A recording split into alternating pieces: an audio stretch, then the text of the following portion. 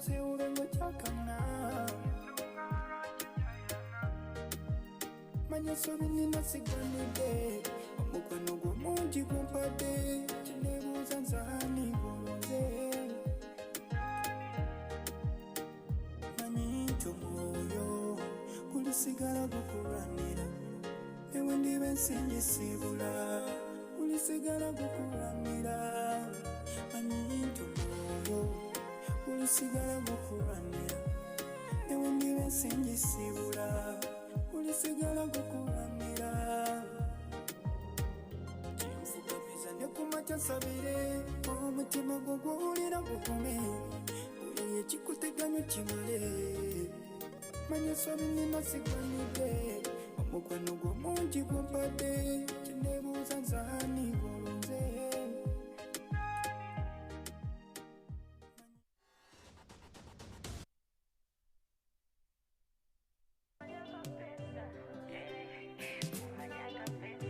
Oh my God, Bomba make my beat. Etaka kulinya bali kole mwe mumbwa Sana bali kole mwe mumbwa Nunenga kone mozunga nze Nemo daga Ozi mechela baby na yeso yimba Zewe nkusu wanga nyimba we nyimba Siba na mirembe wonyika Wonyika Weba kutonda kwagale Kwagale nze kwagale Katine kwagale Kwagale nze kwagale Baby Chirabiko nina kapesa Onina kapesa Onina kapesa yo Kwe muliro nyiga kapesa Onyiza kapesa Zene fese no Onina kapesa Onina kapesa Onina kapesa yo Kwe muliro nyiga kapesa Onyiza kapesa Zene fese no Dia inana kuwabira Wala ingena na kunyigira Nafunya muze wako kuranira Panyo kukabira Wapima wateka mtageti Kwagara nevitani na mbageti Ona kambaga meti na I'm ready Eva wa ready Yenda simo kunya Teke mobuli chimu wakovunya Kuwambe kutwale kutekeo Male mwena kunganya Kuyagala muyagazi mwakovunya Kuwane kusute kuitamanya Zabi nyuma nevintabukira Nevintabukira bitabuka ngatoli Numa nevintabukira Bitabukira ngatoli Chirabiko nina kapesa Onina kapesa Onina kapesa yo Kwe muliro nina kapesa Onyiza kapesa Zene fese no Onina kapesa Onina kapesa Onina kapesa yo Kwe muliro nyiga kapesa Onyiza kapesa Zene fese no Kakulinya bali kole mwe mumbwa Sala bali kole mwe mumbwa Nunenga kone mozunga nze Nemo daga Ozi mechela baby na yeso yimba Zewe nkusu wanga nyimba we nyimba Siba na mirembe wonyika Wonyika Ngweba kutonda kwagale Kwagale nze kwagale Katine kwagale Kwagale nze kwagale I'm the one for you Chirabiko nina kapesa Onina kapesa Onina kapesa yo Kwe muliro nyiga kapesa Nyiga kapesa Zene fese Onina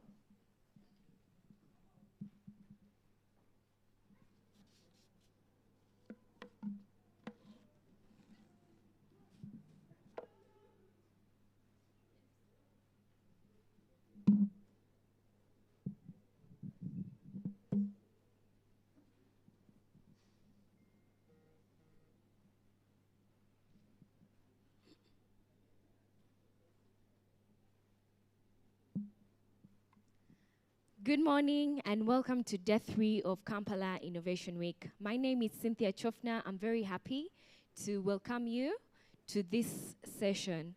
So just a little background. This is the Kampala Innovation Week, the third annual event, yeah? So this year we are focusing on harnessing the power of innovation and entrepreneurship for Uganda's digital transformation, job creation, and economic sustainability. Today being Day 3, we hope that you have taken the time and picked lessons from Day 1, Day 2, and are ready for what you can take away from Day 3.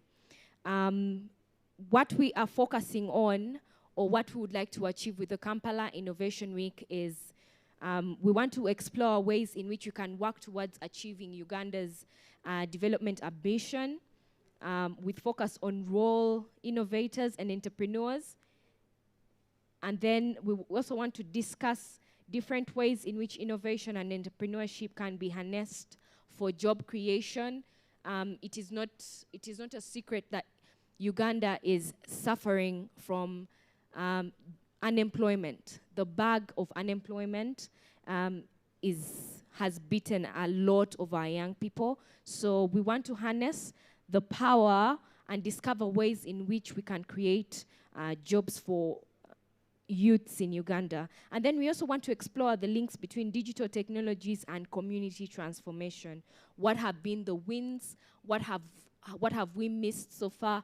What are the opportunities that we can focus on in the coming year? So I'm very happy to also let you know that this event has been organized by Startup Uganda. Startup Uganda is an association of innovation and entrepreneurship support organization working together to improve our collective capacities, influence, and impact, and to create a more enabling environment for innovation to thrive in Uganda. So now that brings me to today's morning session. I'm very happy to let you know that it is being hosted by Outbox. At Outbox, I work at Outbox, and what we do at Outbox is provide the infrastructure, capital, and resources that young people need to scale their ideas from scratch into big businesses that are feeding into the challenge areas of different organizations. So we welcome you to work with us, to partner with us on our different programs, yes, across different sectors. So at this moment, I'm happy to let you know that we are going to have our first panel session. Outbox is hosting this session, and we're going to be talking about how we can create enabling environment for innovation to thrive. It is one thing for us to mention innovation. I'm an innovator, but are we creating cultures, environments, strategies that enable innovation to thrive and flourish? So at this very moment, put your hands together and allow me welcome Richard Zulu, who doubles as team lead at Outbox and also the Startup Uganda chairperson. Hand claps, please. Thank you very much. So Richard is then going to invite his panelists. So I will leave him to it. Thank you very much.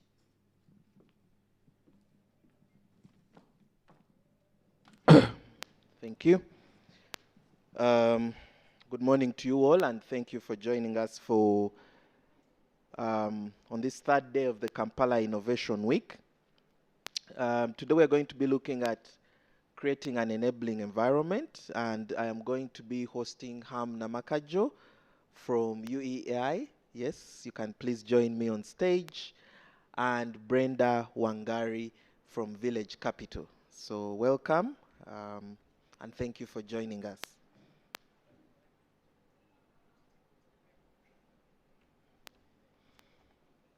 Thank you. It's nice to have you. Brenda, all the way from Kenya, but operating in the region, and Hamna Makajo.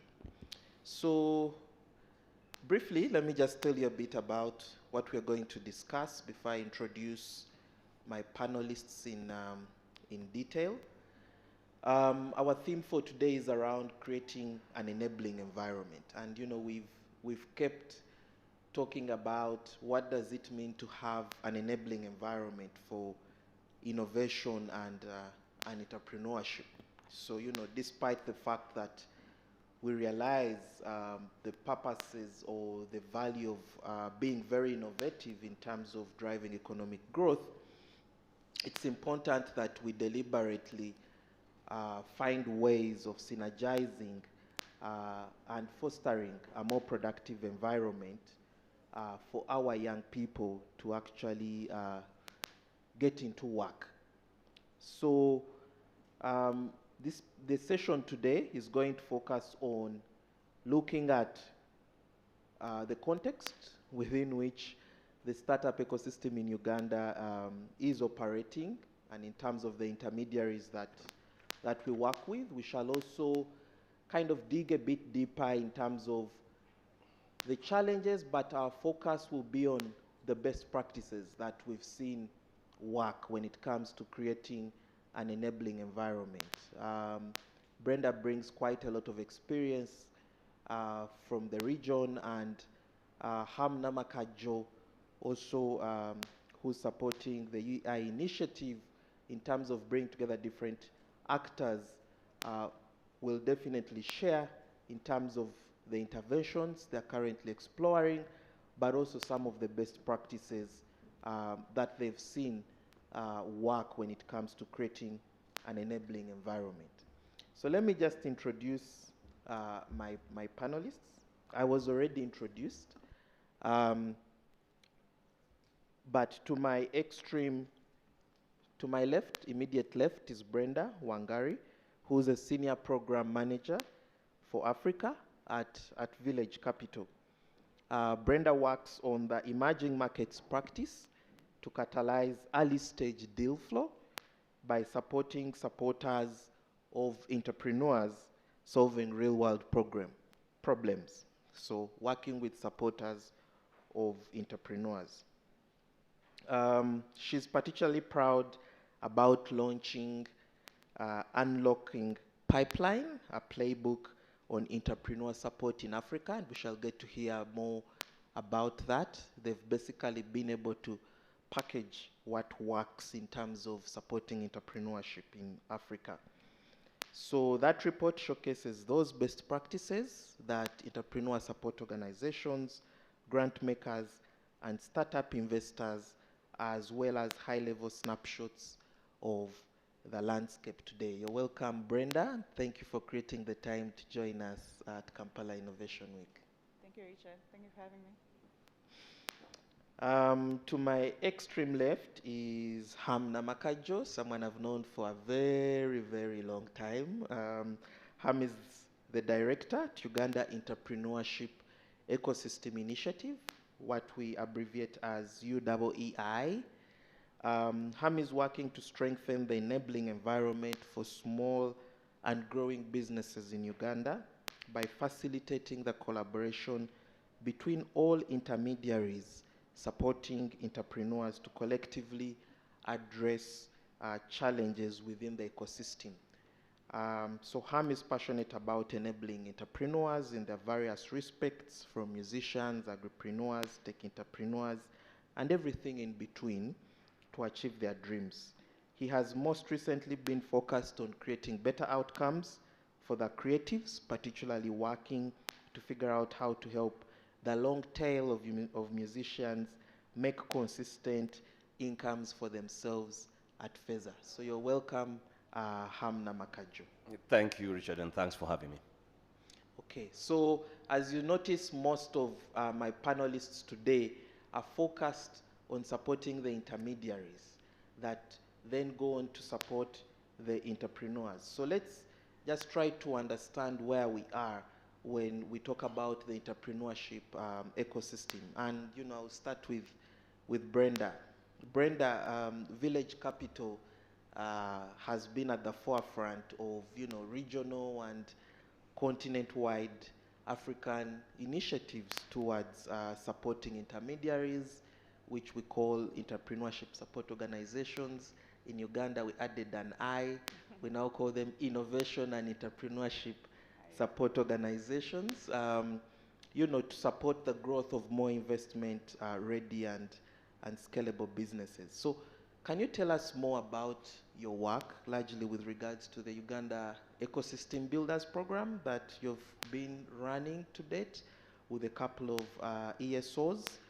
But also, I think for me, it's very important to hear from your perspective. What have you come to appreciate about Uganda's ecosystem as it is now? And, can you tell us the why between some of the challenges you've seen us grappling with? I like your perspective because you're in different markets and you're in a position to give a very honest and unbiased view in terms of how we are doing. Yeah. Thank you, Richard. So for those not familiar with Village Capital, we're the world's most active supporter of entrepreneurs, and these are seed-stage entrepreneurs, and we've been doing this for 12 years globally. Then in Africa, we're celebrating our 10th year next year. And so we do this primarily through two ways. So we run sector-specific accelerators for entrepreneurs, but also we do capacity building for other entrepreneur support organizations, which is the work that brought us to Uganda. And for Uganda, we ran the Uganda Ecosystem Builders Program, where we trained 13 entrepreneur support organizations. So we had a business diagnostic activity where they were able to view their organizations as a funder would, and then they were able to identify gaps, and out of these gaps, they created a milestone plan. And so out of the 13 organizations, we funded 6 milestone plans. And so one of the things that really got me excited about this program is the type of people we interacted with. So one thing that is unique to the Ugandan ecosystem is that a lot of people running these intermediaries are actually people with lived experience. So the people who have been entrepreneurs, they have tried, they have failed, others have been successful, and are now supporting other entrepreneurs, build impactful and profitable businesses. And so that is something that is really unique, and I've enjoyed interacting with these organizations and learning more about what they're doing. But then again, on the flip side, and this is not really unique to Uganda, is that a lot of these organizations are startups themselves. So it's a startup supporting another startup. So they have restricted funding, so they only get funding to run programs and not really invest in internal investments, which would improve the sustainability of the organization.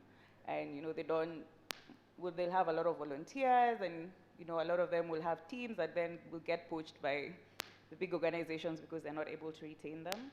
And whereas this is not really unique to Uganda, I've seen it happen across different African countries. It's something that we tried to mitigate with our program.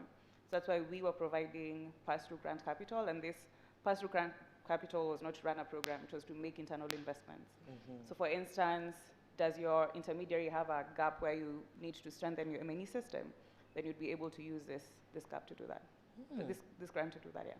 That's interesting, and I know it's very true. When I started Outbox, I had just started working.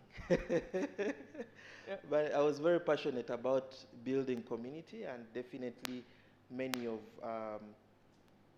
the entrepreneurs running the ESOs are definitely entrepreneurs in themselves and startups in themselves, and trying to figure it out in a very challenging environment. Yeah. So definitely the restricted funding that you've mentioned is a key barrier, which I think is helpful to think about how we think about supporting intermediaries in as much as we want to reach the entrepreneurs. I know most programs focus more on the entrepreneurs. Do you think that's a problem? or? It's not really a problem, but funders have to understand that for this entrepreneur really to get really good quality support at the end of the day, that the ESO also has to make investments. And a lot of funders don't understand this. And so we're also taking up this role where we need to educate funders on, don't provide restricted grant funding. So for instance, after we did the Ugandan Ecosystem Builders Program, now we're doing another program called All Farms, which is funded by the IKEA Foundation. And for this program, we're providing grant capital for our hub partner in Uganda, so we're working with Hive Collab, and they'll have a grant capital to run the accelerator, but also to make internal investments, and also there will be a pass-through grant for 2 startups who will be peer selected in the program that they will run. So this is not just funding the entrepreneur, there's also funding for the ESO.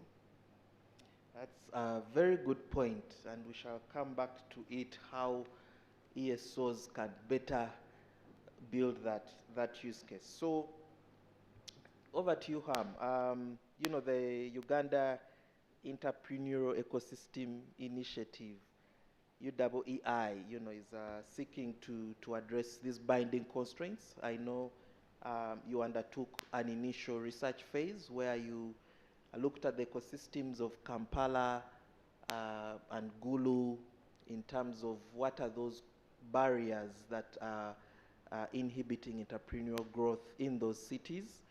And it's interesting to see that you look at ecosystems from a city perspective rather than a country perspective.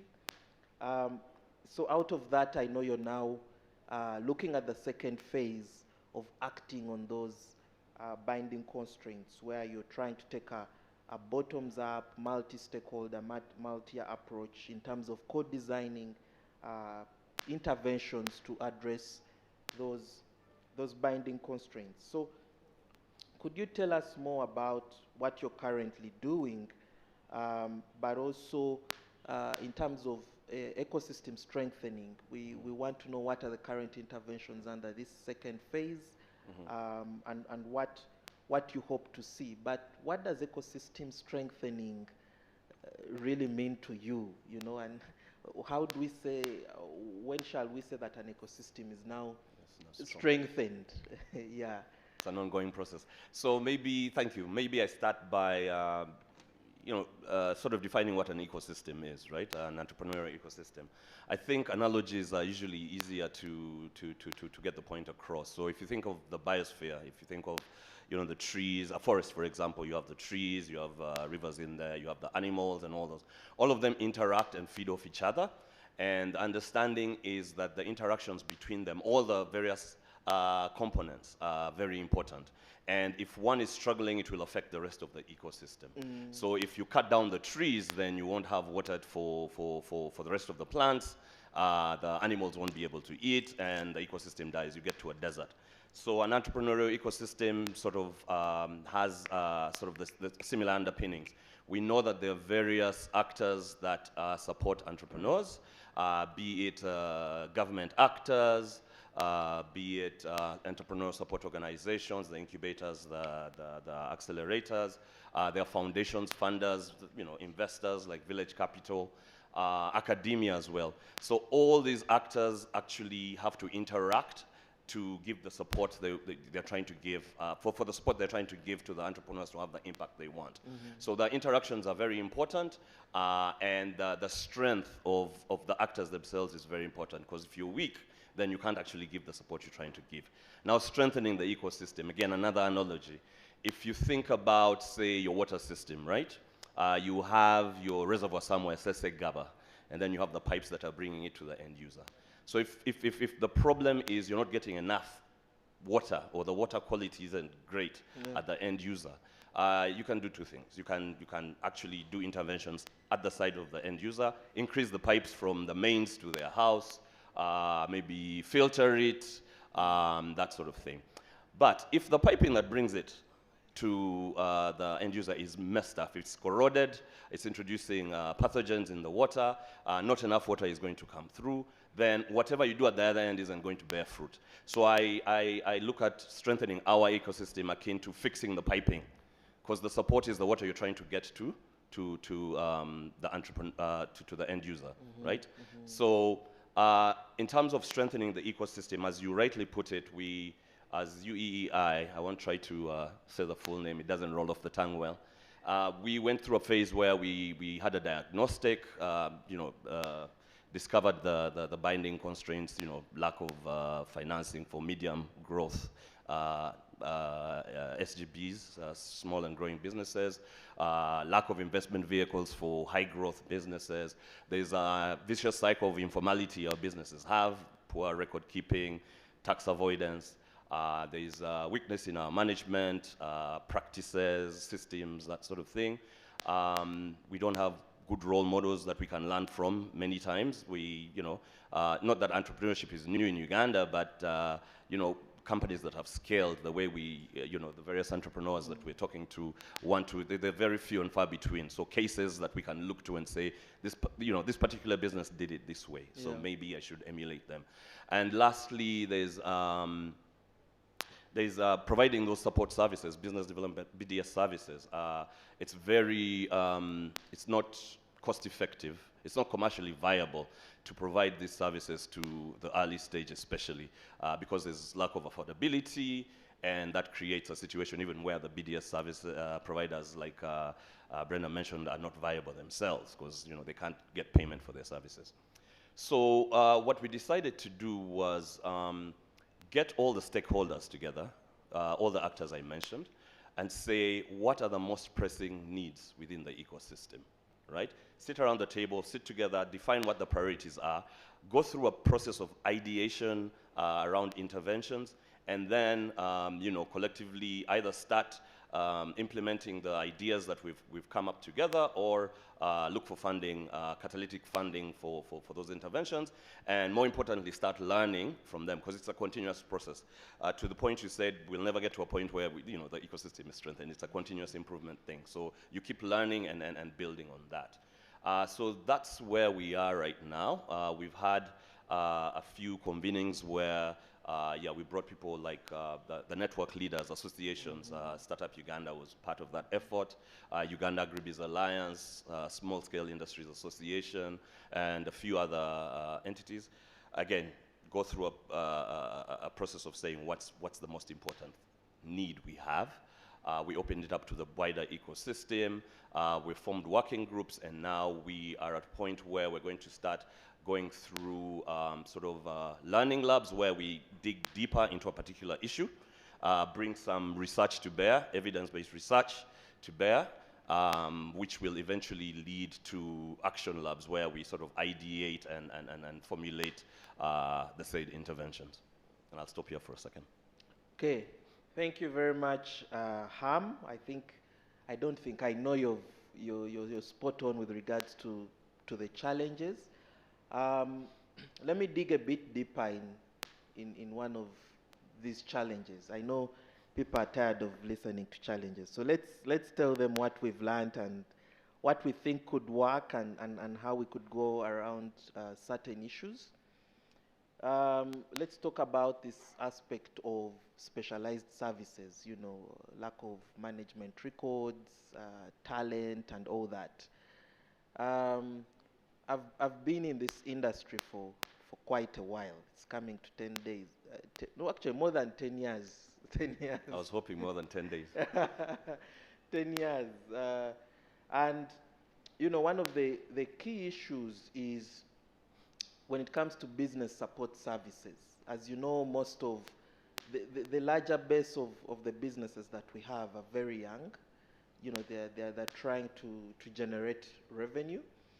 And what that means is that on the demand side, when it comes to having specialized services around your accounting, your legal, your product development, it's a challenge in terms of affording that. They can't afford. So unless they receive a grant against which they can pay something at a very subsidized cost, then most likely they won't be able to get that service. On the other side is that many of them are not even aware of the need, for instance, to standardize, to have good books and things like that. And, you know, in many of the interventions, for instance, under Startup Uganda, and what you've mentioned is we want to create a high quality and sustainable BDS, or business support services environment.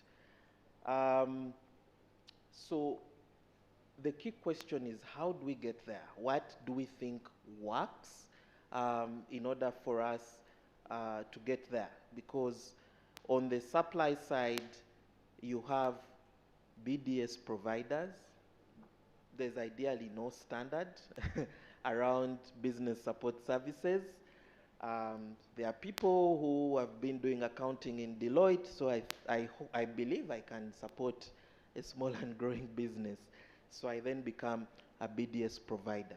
So there are also questions around the quality and access of those services. So Brenda, in this playbook that you authored, Unlocking Pipeline, which is one of the biggest challenges, what have you, or what did you learn, or what have you seen might work when it comes to building a high quality and accessible business support services environment for our businesses or our entrepreneurs? There are many schools of thought around embedded approaches and what, but how could we get there? Yeah. Because it's very critical that these services are accessible to our young people, but also the market is not distorted, that when a program is done, they can no longer access it. Yeah. Yeah. Yep. Yeah, thank you for that. So in our playbook, this was authored in 2019, we'd worked with entrepreneur support organizations from around 18 African countries, spoken to investors, spoken to funders in this ecosystem, and sort of like drew learnings from that. And one of the learnings was, as an intermediary, an ESO, a hub, the whole shebang, is you need to be really specific about the kind of entrepreneur that you support. So there's this study by the Collaborative for Frontier Finance, which divides small and growing businesses, which are also SMEs, into 4 distinct categories. So we have livelihood sustaining enterprise, we have dynamic enterprises, we have niche ventures, and we have high growth ventures. And so as an intermediary, which of these do you support? So most of the time there is a mismatch, where you'll find an intermediary is providing sort of like support that should be offered to a high growth venture, to a livelihood sustaining enterprise. And so when I say a livelihood sustaining enterprise, it's like a lady maybe who sells fruits by the side of the road and is trying to just make a living out of it. And you are there giving the type of support you should be giving to an entrepreneur who wants to raise $1 million. So that mismatch occurs a lot. So it's very key for a hub to be very clear about what kind of entrepreneur you're trying to support, because then that makes the services that you're offering to them very clear. But also one of the other things that we advocate for is hubs running cohort programs. So where entrepreneurs are not able to learn from each other. And for us, what we do, or what we advocate for, are sector-specific programs. So don't run a program where you have, people in logistics, people in in health, people in fintech. Why? What's the problem with that? I want to run one like that. Yeah. So the problem with this then is then you're not able to offer like really specific support to these organizations, to this company, sorry. So if you're to bring in mentors, you're to bring in all these people to offer advice, they'll be offering sort of like advice that, you can Google and get this advice. But if I'm running something in fintech and I want really specific advice in fintech, then it should be someone in the fintech industry who's coming to advise me. But then, even if you're running a fintech program, what is this sort of startup struggling with? It could be regulation. Then you look for a lawyer who has a background in regulation in the fintech industry. So that is really specific. But now if you're running a cohort that is just multi-sector, then you're not able to offer this kind of really, really specific support. And when we run programs, that is our highest rated session. where people are able to just say, this is my specific problem, and we get someone with that specific experience to advise them on it. Yeah. So just digging a bit deeper on this, have you seen any good stories or case studies around entrepreneur support organizations that have built successful BDS services, Yeah. and they're earning something from that? Yeah. Could you share a few and what you think, how they played into these best practices? Yeah. I think, yeah, that will Yeah. also, yeah. So a lot of entrepreneur support organizations across the continent do not charge for their programs. Most, like, they don't charge for the programs, they don't charge for the support offered. So a lot of this is grant funded, where the organization really first doesn't make anything from it. Yeah. Because it's just pass-through grant going to these people. And so one of the things we sort of were piloting, one of the things that happened with the Uganda program that we ran is we had a couple of organizations pilot paid programs. So as an entrepreneur, you don't get everything for free. There's some things that you need to pay for. And this is a fairly new concept in the market because a lot of things are offered for free. I'm sure you saw with COVID, there was a lot of grant funding going into the ecosystem. Yeah. And so with all this grant funding that is being offered, why would you want to charge? But then at the end of the day, you're not sustainable as an organization. So we've had, a good example is Chusa. So Chusa also used to provide their services for free.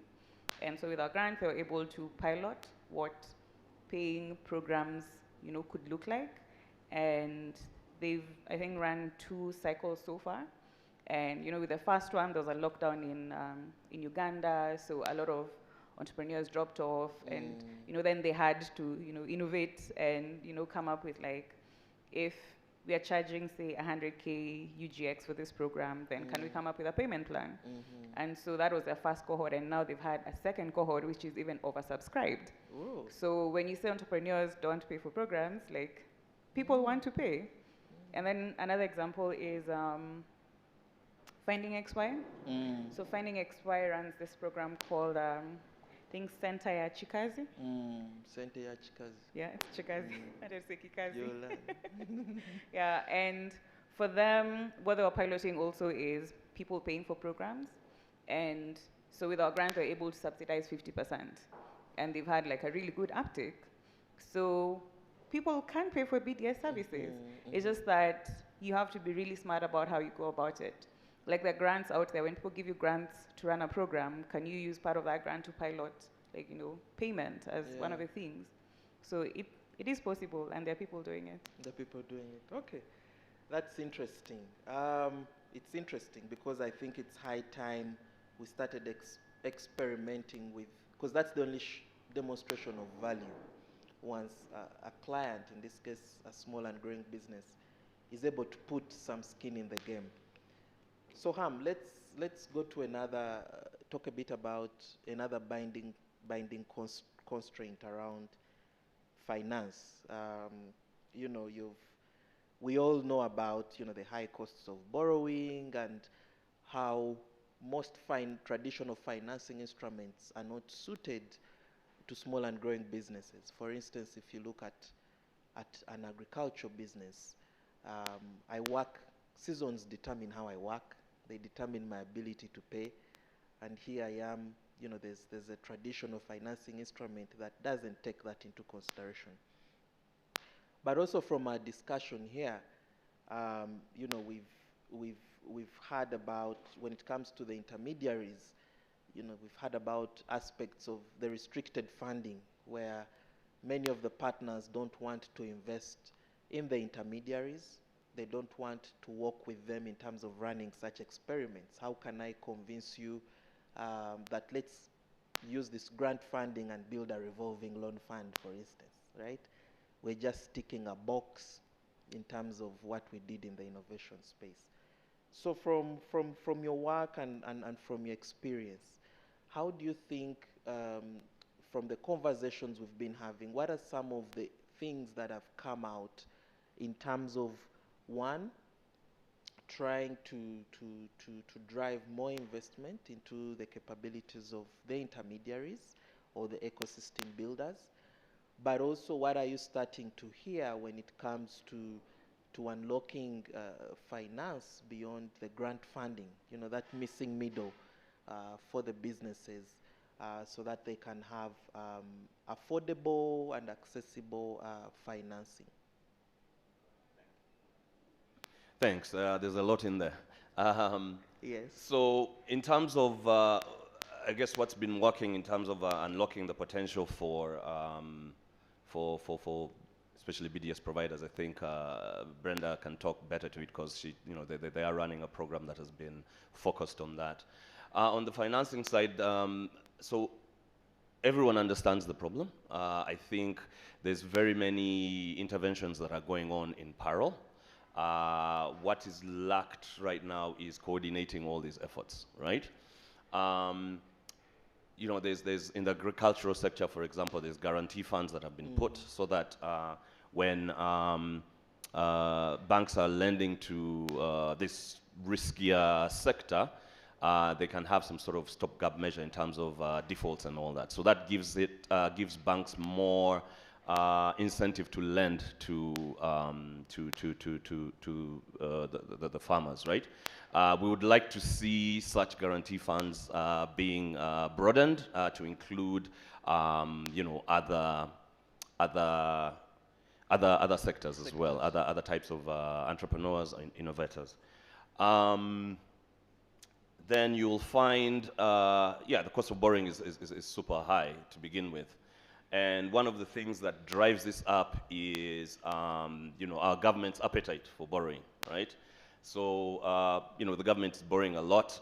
It's more, if you're looking at it as a commercial bank, it's probably, safer for you to invest in government paper than to lend to a private, very risky individual. So you find, that competition between private borrowing and government borrowing being a serious problem. So I think there needs to be some sort of conversation with government such that, some of their practices and their policies and everything do not sort of create very weird incentives in the market, right? Things like taxation as well. So when we think about investment vehicles for let's say high growth, even maybe not so high growth businesses, there's policies like taxation, for example. How do you treat capital gains for private equity funds? There's double taxation in there. So working with government to understand the implications of some of the policies they have in place and helping them figure out how to turn them around. And this is not to say there's no work. There's a lot of work being done in all these areas. On the taxation side, for example, there's our colleagues at East African Venture Capital Association in collaboration with Capital Markets Authority are working on regulations and this particular issue.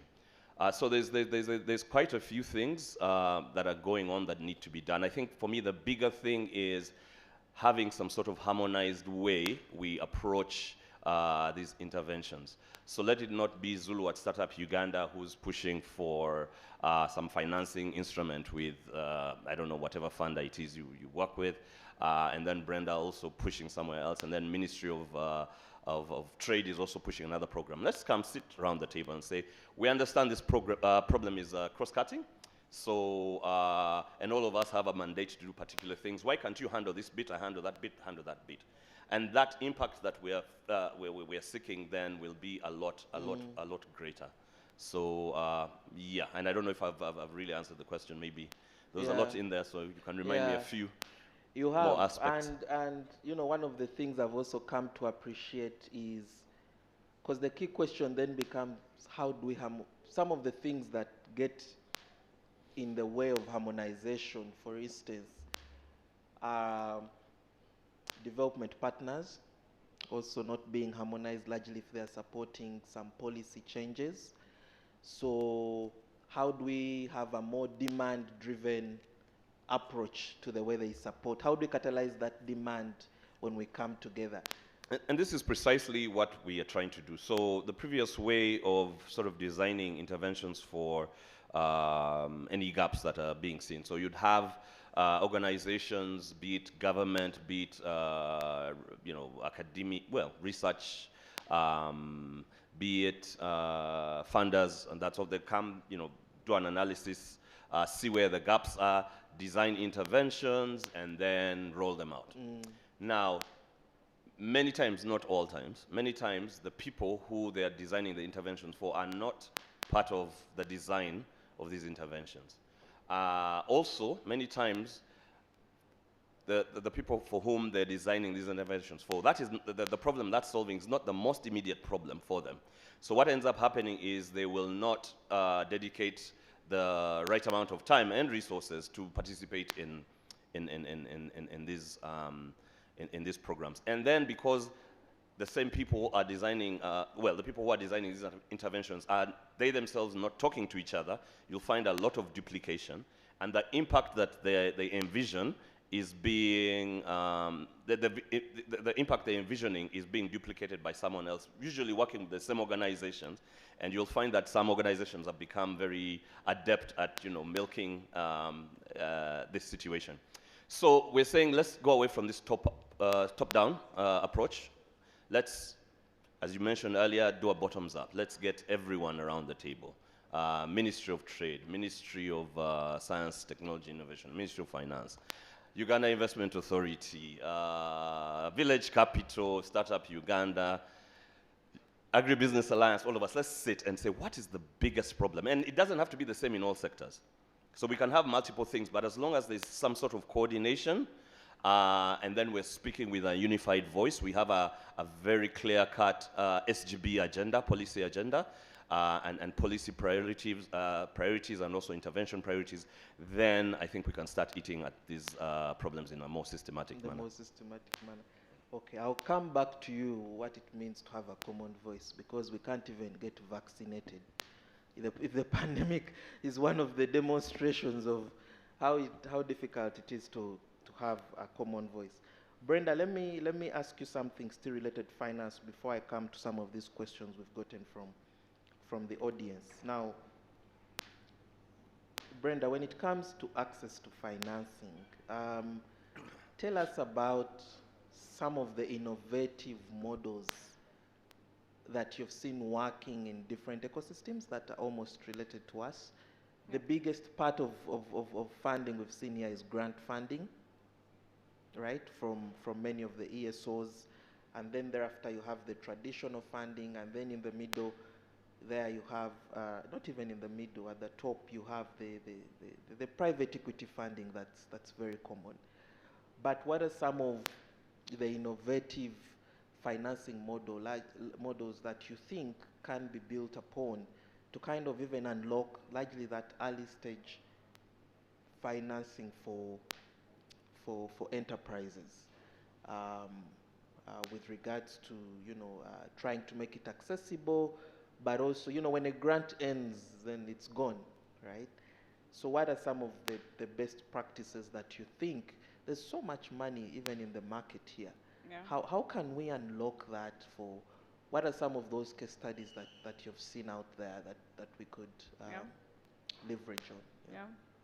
I think money is always there. Like there's so much like later stage capital, but usually the big headache is like in this early stage capital where entrepreneurs and their businesses are considered very risky. So someone has to de-risk them, and like hubs are one way to de-risk this entrepreneurs, but ask a lot of entrepreneurs, because a lot of hubs they'll run a program, and then at the end they have like a pitching event or something of the sort, and they'll invite investors, and investors will come see the startups. Then that's it. Everybody goes home and you say kumbaya, But ask a lot of these entrepreneurs who've gotten funding. Most of them did not meet investors at these pitch events, because money is there. You just need to make that connection. So how do you make then that connection, especially as a hub? Then, as part of your programming, have a lot of like one-on-one interactions between these investors and the startups. So a lot of investors will come in as like a speaker, or the approach will be very like a classroom style, sort of like one person and is teaching everyone else. Whereas like this one-on-one interactions is where the magic lies. Yeah. So if an entrepreneur comes to your program and they sit for an hour with a funder, say from Village Capital, then they'll be able to follow up after this, see what, also understand, like, in as much as investors do due diligence on startups also need to do due diligence on funders. So have as much one-on-one conversations as possible, because then you'll get to see who your best match for an investor is. Because the money is there. It's just like making that right approach. But also, as a hub, you have the responsibility to educate these entrepreneurs on the different types of financing that is available. I'm sure you've seen shows where they have like, Dragon's Den, or there's another one called Shark something. Shark Tank. And a lot of what we see is people get investment in terms of equity, whereas it's not really the only type of investment. You could get a safe note, you could get a loan, you could get revenue share, but a lot of people do not know these things. So who's responsible for educating these people? I think it's the hubs, because they're the ones who have like the most interaction with these entrepreneurs, and they're the ones who make a lot of these connections to investors at the end. Because even investors ask them, they'll say that most of them don't get their deal flow from these hubs. So then where do they get their deal flow from? So there's just that missing gap there on how to make the connection between the investors and the entrepreneurs. And the entrepreneurs, okay. So what Can I just add, I think more broadly, there's the issue, like you said, there's a lot of money, and you hear on the supply side, the investors saying, they can't find investable businesses. So there's, I think, a need to collectively figure out, again, there's no easy answers to some of these things, to collectively figure out how can we get businesses that are at that point where they are ready to actually speak to investors, but maybe they're still, operating informally, they don't have the right structures in place, all that. How do you get them through some sort of program that gets them investment ready over time, and then sort of de-risk them to a point where, you've built quite a good pipeline for potential investors. Because of the costs they have to go through in terms of doing due diligence and all that, the transaction costs are high for them, and they'd rather go for a much larger deal than a small deal, because they paid best of the percentage of the deal, right? So you'll find that, the guys looking for 20, 300K, get left out. So we need to collectively figure out this pre-investment BDS issue. So can we create a facility, for example, that doesn't take people through training, because at that point it's not training you need, need actual help solving your problems, right? So one-on-one consulting type stuff where, one, we can come and work with Zulu Incorporated to figure out, okay, how can we formalize your business? How can we help you around documentation, put systems in place, structures and all that? Once we've finished that, okay, you have, you're formalized, you have some structures and it's ongoing. Second stage, okay, how are you operating? How are you positioning yourself within the environment you're playing? Can we help you figure out your strategy? How to position yourself based on the capabilities you have, the expertise you have. And then beyond that as well, can we handhold you over a period of time such that we can help you execute on the strategy you've built, where you need expertise. Either we have an embedded model that you can, someone can come in as a CFO type can come in for maybe 2-3 months, handhold you and transfer that knowledge to your team, and then get you along. So you come out at the end of 18 months, you are actually ready to intelligently speak to an investor, and the investors are also are also willing to basically have conversations with these guys, because these people have been vetted to some extent, and they have not had to pay for these services. And you'll find many investors actually have technical assistance facilities attached to their funds, but these are usually for the people they have decided to invest in. So who will pay for all that pre-investment? We need to figure it out. It's going to be, it's going to be, there's going to be some grant funding in there, but in a sustainable manner. I think the ideas that are bubbling to the surface where businesses that come in, it's contractual that, okay, this is the cost. Let's say the cost of providing such a program is 25K. You have to have skin in the game. So can you pay 12K? The 25 is subsidized. But should there be a financing event, it's written in the contract, or an investment event, then that money has to be paid off. You pay us back. It's paid back into the revolving fund so that other people can take advantage of that. So those are ideas, obviously, and there's evidence. Some people, there's research that has happened in other markets where paying back of grants has been difficult. So we have to put some thought into it and design it collectively and get the input and buy-in of the various stakeholders. If for example, the people from YAFCA, the investors from YAFCA, are bought into that model, that whenever now we invest in someone who's coming through this facility, there is a repayment of the 12K that has to happen. We could start chipping at it. It's not an easy, foolproof, whatever, but the point is we need to start having these conversations and collectively figure out what the intervention would look like. Yeah, we have to have the conversations and we have to do. I'll try that out. Yeah, and just to add to that, I think entrepreneurs go through these programs and everyone advises them and everyone, helps them see where all the gaps are. But then to implement the changes that, they've identified that they need to do in their business, they need money. And if someone is going through like an accelerator program and at the end, all they have is just like a really good understanding of all the problems they have and no capital to implement it, then could HABs look at a way of also having skin in the game? Whereas it's like you're not just showing people where the loopholes are, but also you're providing them with a pool of capital as a hub. So not bringing in investors, but as a hub having also your skin in the game. I think that would also be really interesting. So I raise some money, I invest, I pay it forward, and I recoup it. And I think the examples, I think UGEFA is doing something like that, the Green Energy Financing Accelerator.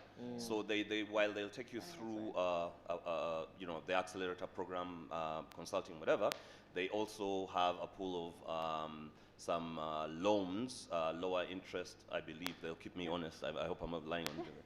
But they actually have, as a hub themselves or as an accelerator, have some funds they can actually input into the businesses. And we find that if that type of linkage is done, then even the survival of the business is that much higher. Is much higher. Yeah. Okay. Skin in the game. Yeah. Cool. Brenda, someone here has asked. This is Gilbert Okello. No. Edwin Tazia has asked, you've worked in many ecosystems that seem to be ahead of where we are, Kenya included. What are we doing wrong? What do we need to do better to make ourselves more competitive? So that's something around our value proposition as an ecosystem. And Arthur Biarugaba adds something where he says, do we need to specialize our ecosystem? Is a good approach to stay general as we are now? So you see all these people are grappling with our positioning, our value proposition, and what are we selling to our entrepreneurs and generally to other markets? Yeah. So let me start with the first question. I personally believe that the Ugandan ecosystem is on the right path. Some countries, Kenya, Nigeria, South Africa, might be further, have made more progress, but I think there's progress happening in the Ugandan ecosystem that is worth celebrating. Like we've had a couple of, acquisitions. There's the big, names that are now coming up in the Africa tech ecosystem, like Cheaper Cash. One of the co-founders is Ugandan. There's like MFS Africa. There's like think it's called UGX bus. Yuga bus. Uga bus that just got recently acquired. Like this is a lot of interesting things that are happening in the ecosystem. And you know, whereas in Kenya we are at, yes, acquisitions have happened, but also we're at this stage at some point. And so then how do we catalyze this and make things happen faster? And so I like the second question that was asked about big specialization as opposed to generalization. And I think that is a path that ecosystem could, take on further. Do you have any areas you're seeing, or we still have to answer that? I have seen, so specialization could go two ways.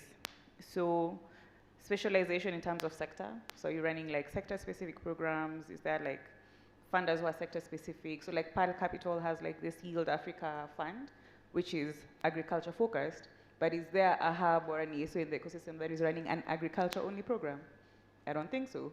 A lot of them are mixed. They are there, but okay. Yeah? No, a lot of them are mixed.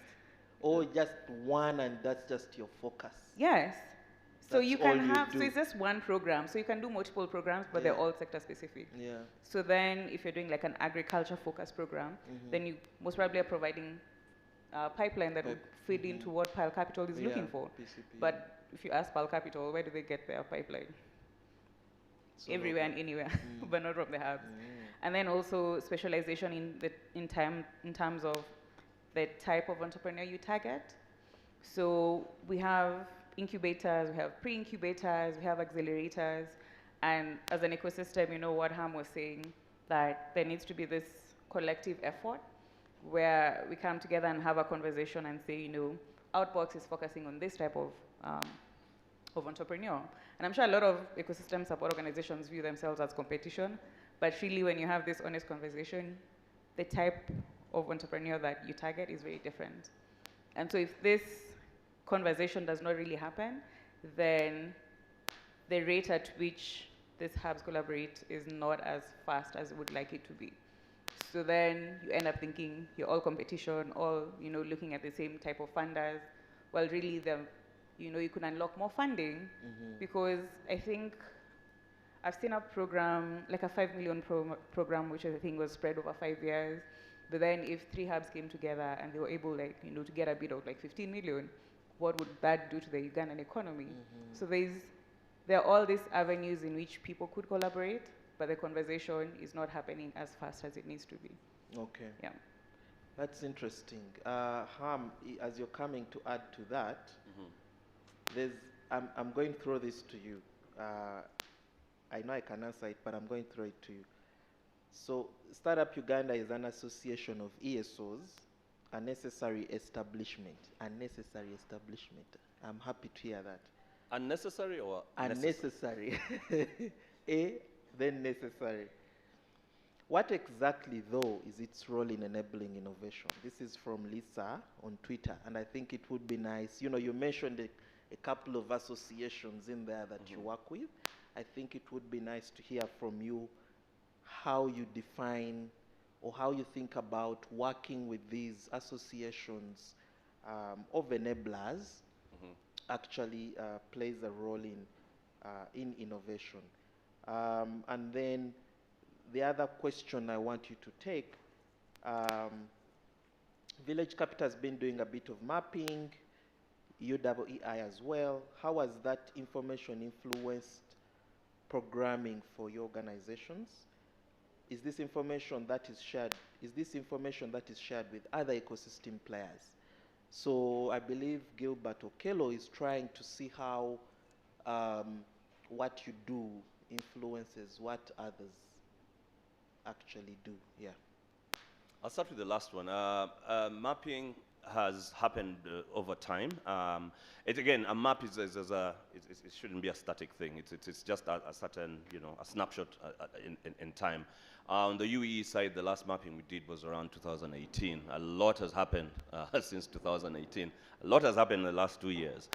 So you'll find that the players that we had identified, some have exited, new ones have come in. So there's a need to continuously, refresh these maps, make these maps living. And those are things we are looking into. And these do actually, the maps that we build, or the maps that are created by various entities, do actually inform the design of interventions. For example, BDS, one of the things that's happening right now is, okay, we're saying BDS is very important, but who are the players in BDS? Mm-hmm. And do we actually know what they actually do? Okay, you say that I am industry agnostic, blah, blah, blah, but do you have the skills to do all that? So there's efforts I know underway by sort of PSFU, for example, and supported by MasterCard Foundation around mapping the BDS sphere, and also MasterCard and PSFU again are involved in figuring out some sort of standards for BDS, because we talked about those earlier. So these things actually inform the sort of interventions that start to be built. Then you asked the role. I don't know if the question was the role of UEI when there's people like Startup Uganda. I wasn't too clear on that. No, it was more of, so you have associations like Startup Uganda. Yeah. You remember you also talked about the Agribusiness Alliance. Yeah, and yeah. What is the role of these intermediaries in I think all of them provide spaces for convening. So there's a theory of change around collective action, right?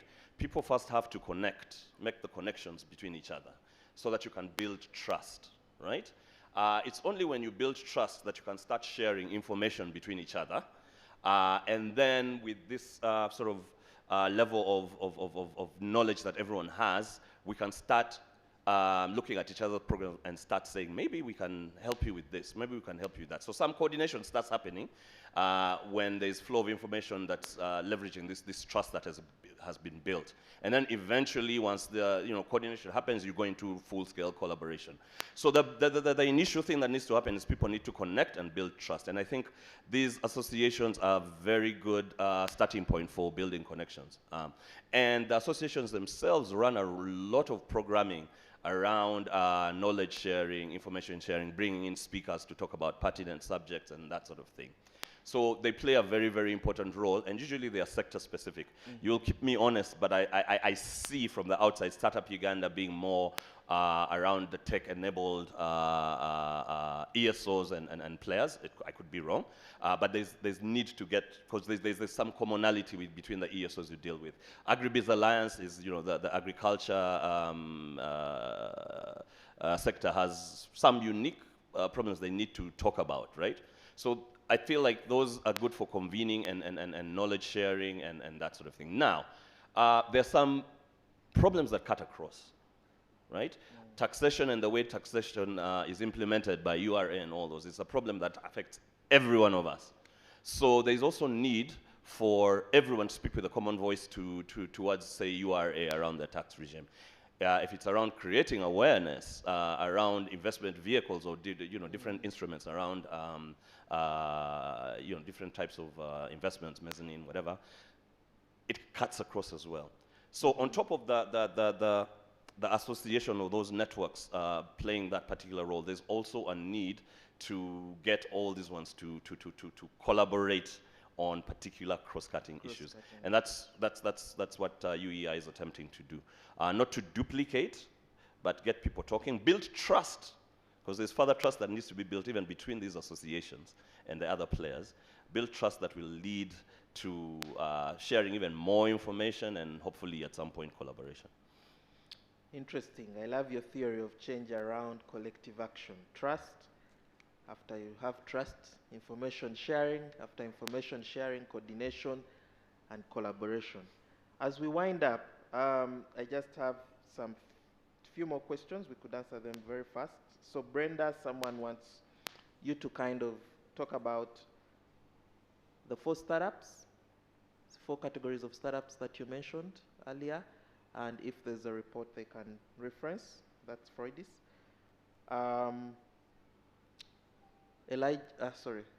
Ham, this is to you. They want to know whether you've seen some policies that have helped you from a personal level in the growth and development of FESA. or what you think could be an enabler in that area or could be improved with regards to policy. And lastly, harm. It's a question around the individuals. So, you know, we're talking a lot about the intermediaries, but someone is saying our entrepreneurs are known for being a little lax and laid back, not hungry enough for success. Do you find that true? That's Mary Chichoncho from Twitter. So I think we could start with you and end with Okay, Brenda. I'll take it in the reverse. Lax and laid back. I don't think that's necessarily true. I think people who, I mean, like any sampling you take, you'll find people across the board, right? You'll find people who are really driven, and then you'll find people who are more sort of, you know, laissez-faire, they're chill.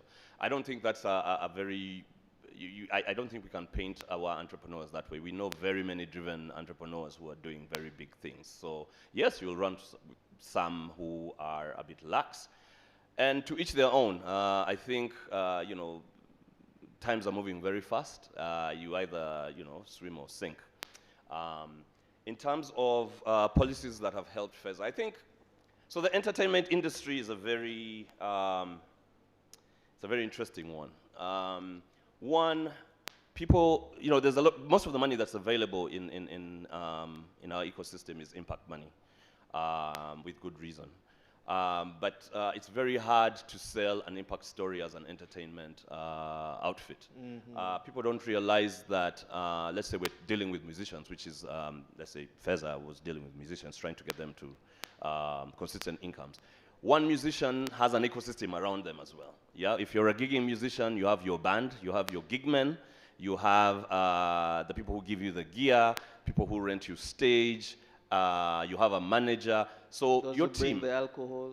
There's the alcohol, who sell the alcohol at your event. So there's a team of people that are benefiting from that performance, for example, right?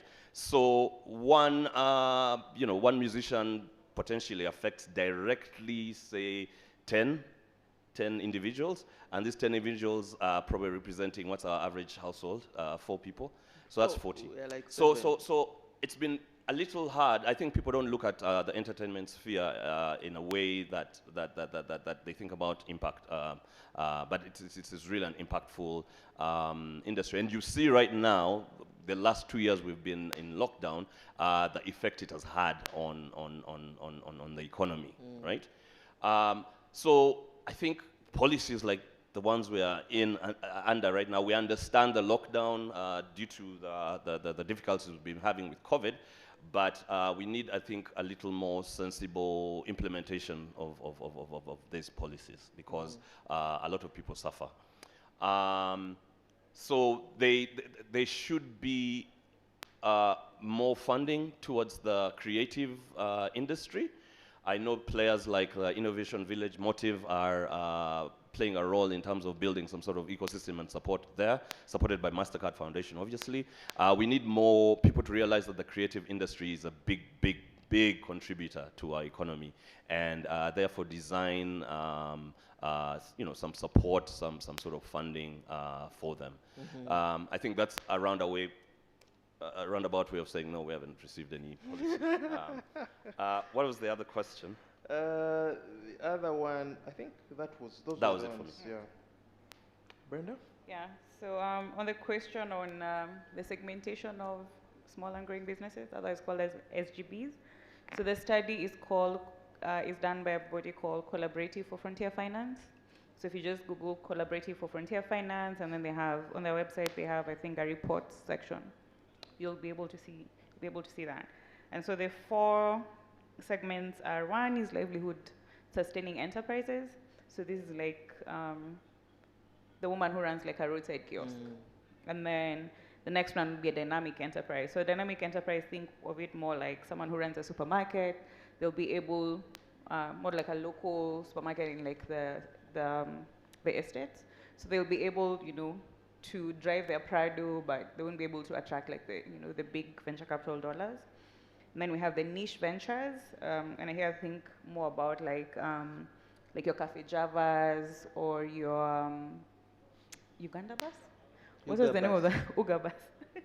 Think about Uga bus being more like a niche venture, and then the last one is like more high growth venture. So this is where like MFS Africa would fall under. This is where Cheaper Cash would fall under because they're able like to unlock the really, really big venture capital dollars. Yeah. Okay, thank you for that. So just to wrap us up, I'm going to give each of you just a minute. When we think about the enabling environment, when we think about, working with intermediaries, what's the one thing you want to leave with us to act on, or leverage because it has worked somewhere? So we shall start with Ham and end with Brenda. I think the word is participation. So there's a lot of efforts that are ongoing. One within the various associations, within the various networks, but also efforts around harmonizing activity, particularly within our UEI initiative. For any ecosystem to thrive, entrepreneurs need to be at the center of it in terms of leadership roles. So we encourage the entrepreneurs, both those who are still in the game, those who have become successful, come back and mentor people within the ecosystem. Come take on leadership roles around designing these interventions that are targeted towards supporting you. So participation is key. Where you hear convenings, both by UEI, Startup Uganda, all these other entities, you as an entrepreneur, go and participate, go and be a voice for yourself and your kin. So for me, it's be involved, be part of the solutions we're trying to drive. Interesting. Yep. Brenda? Yeah. So there's a quote that goes, like, the most successful ecosystems are not dense ecosystems, but connected ecosystems. So with the current players that we're seeing in the Ugandan ecosystem, are there ways that, these players can collaborate more? I think if that happens, then we'll have unlocked a new level of success.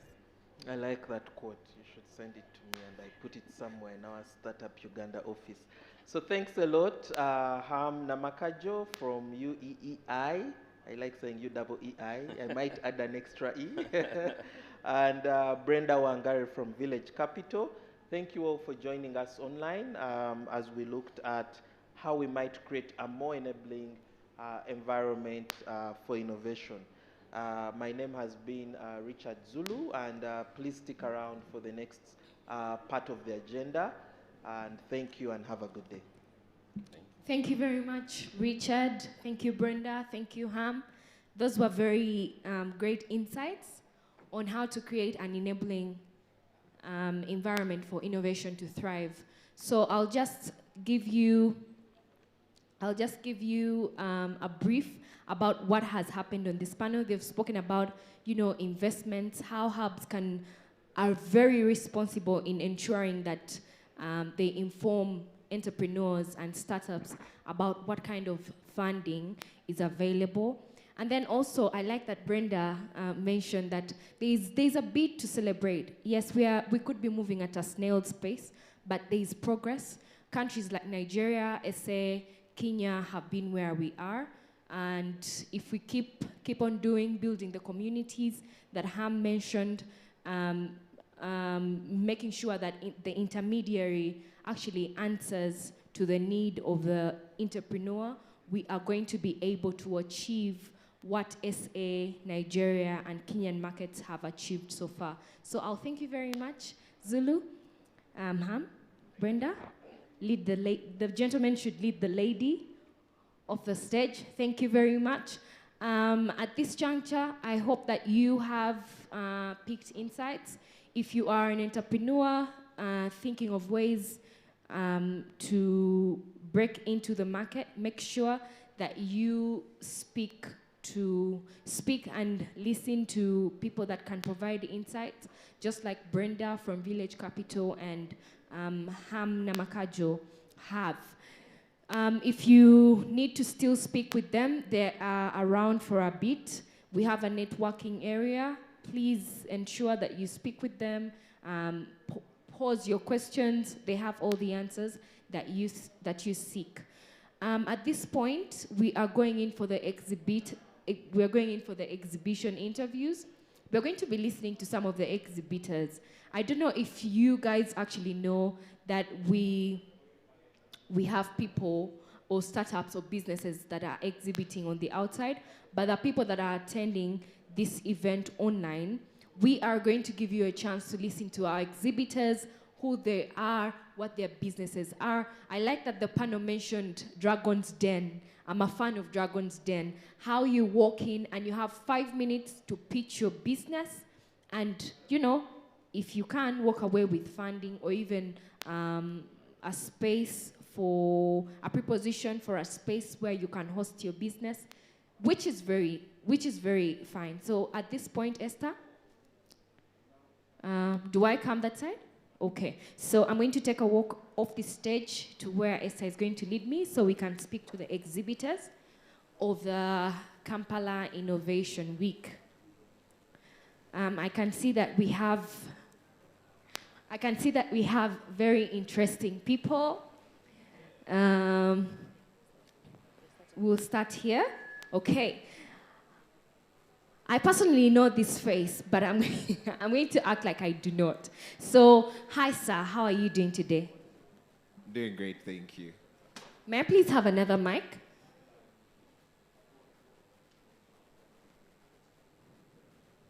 Okay. So, please talk to us about your solution. What is the problem that you are solving for? 5 minutes. Give us a very good pitch on why we should be sold into WAPI.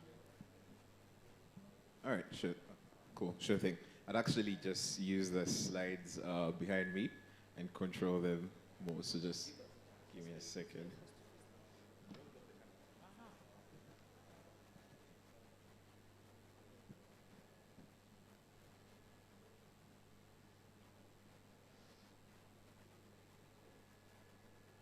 So my name is Collins Mbalachalo, and I'm a co-founder of WAPI, which is here right here. We're Africa's digital talent marketplace. And the problem that WAPI is solving for are basically 3 problems. 1, we feel that underemployment or unemployment is a real problem in Africa. 2, cognitive bias is an actual thing, and people miss out on opportunities just because someone doesn't like the way they look or what they see. But also 3, startups and entrepreneurs can't necessarily afford expensive talent or full-time talent. So we go ahead to explain these problems further, but I'll just take a case study of Uganda where we are right now. About 400,000 graduates come out of university each year, and only 9,000 of those are actually going to be able to get jobs within the first 3 years. And that's like a huge problem. But also the cognitive bias that we talk about, 79% of the HR professionals are like fully aware of this, that it's a problem. And honestly, it's hard to maintain a full-time employee if you're a startup. Gilbert on Monday mentioned that close to 35% of startups in Uganda have 1 employee for a very long time. So it's just because they're not able to really afford full-time talent. So what we then came up with is a simple solution, WAPI. WAPI is a talent marketplace that uses services to connect startups and entrepreneurs and creatives to work within the gig economy, and like a huge focus on the gig economy. And we do it through a bunch of things. We have something we use called blind matching, where we basically hide the person's information to remove the biases that you see where someone won't hire someone because they don't like their name, they don't like what they look like, or there's just something that doesn't tick about them. So basically all we're doing is showing you their skills and what previous experiences they might have. But we also do AI hiring optimization, and as soon as you post a job, you're able to get recommendations, as you can see, of who is available within that job field that you're trying to hire for. But, sorry. Okay, technical difficulties. I'll just continue without it. But yeah, in a nutshell, what WAPI is trying to do is the gig economy has come. COVID has really skyrocketed remote work. It has skyrocketed how people function. It has made it possible for Ugandans, for people across the world to work with different companies. So what we want to do is then empower entrepreneurs and startups within our country to hire affordable talent, but also make sure while these hiring decisions are being made, people are able to get jobs regardless of their background.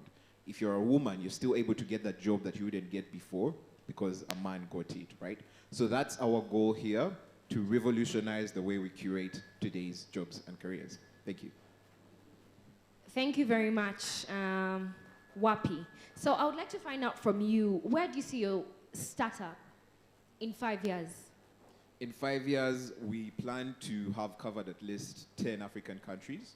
And right now, we're planning on expanding, hopefully, to Lagos, Nairobi, as like the biggest identifiers, because we believe talent is distributed across Africa. And we want to make sure that in 5 years from now, we're able to expose not just Ugandan talent, but African talent to the world. Currently, we are doing it within Uganda, but 5 years from now, we want to be Andela for creatives to the world. Great, great. So we have a lot of people that are watching this particular session. I'd like you to, feed us into what your biggest challenge is. Is it funding? It could even be a funding call that you make to the people that are watching this session, yeah. Sure thing. Definitely, funding is a huge challenge, but everyone faces that, right? And maybe a huge call is we will be needing that in January. But right now, what we mostly need as WAPI is mentorship and access to networks like this, which is part of why we came here.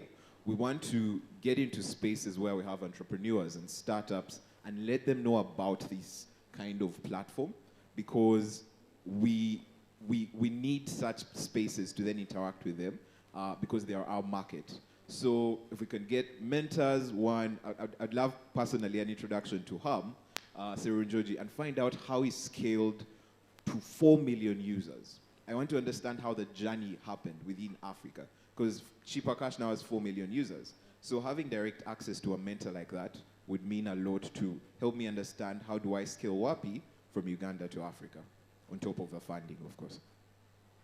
Okay, thank you very much. Talk to us about numbers. You want to scale. I mean, Ham could be watching this session. So tell us how many sign-ups or people that are offering their services have you onboarded onto your site? Sure thing. We have currently onboarded 300 users within the 4 months of launching the marketplace. And out of those 300 users, we've been able to match 50 gigs across different categories. We've done social media influencers, we've done digital marketers, we've done graphics designers, and visual artists, right? So those are the categories that we're currently mostly doing. And with that, we've been able to generate at least a steady flow of revenue of $1,200 month over month. So it's slowly growing, but the bigger goal is within the next year, when we raise our first round, the goal is to at least get 50,000 users by the end of 2022. At that scale, we'll then be able to generate more revenue, we'll then be able to cover expansion, and really get ourselves in places where people can access these services. Okay, so lastly, do you have a standard amount of money that you pay to the WAPI subscribers? Or if I would like to join the platform, I get to decide how much I would like to be paid? Yeah, sure. So you actually get to decide how much you'd want to be paid. And I want to show you right here how that works. I'm going to show you some of the services that our people on the platform are actually providing. We recently launched a services feature that focuses on empowering freelancers to specify how much they actually want to be paid for the different services they're providing, right? So I'll just go to browse services, and then we can check out some of the services that are actually already listed here and how much people want to charge for them. So for example, right here, we can see there is someone who does goods clearance, and they're saying they'll charge you 500,000. We have someone who does accounting, they say they'll start at 15,000. So really we empower the people on our platform to decide what they want to charge. And I remember yesterday there was a conversation about getting people to do work that puts them out there. But we also believe that you need to know your worth. And such a platform empowers you to actually know your worth. If someone can't afford you, let them go for someone else who is cheaper, right? But if you know that your good is worth this amount, charge for that. Get the value out of the work that you're doing. Great, great. Thank you very much for that, Wapi. We appreciate you, and we hope that whatever you are looking for. I hope, Esther, you can make the introductions to Ham.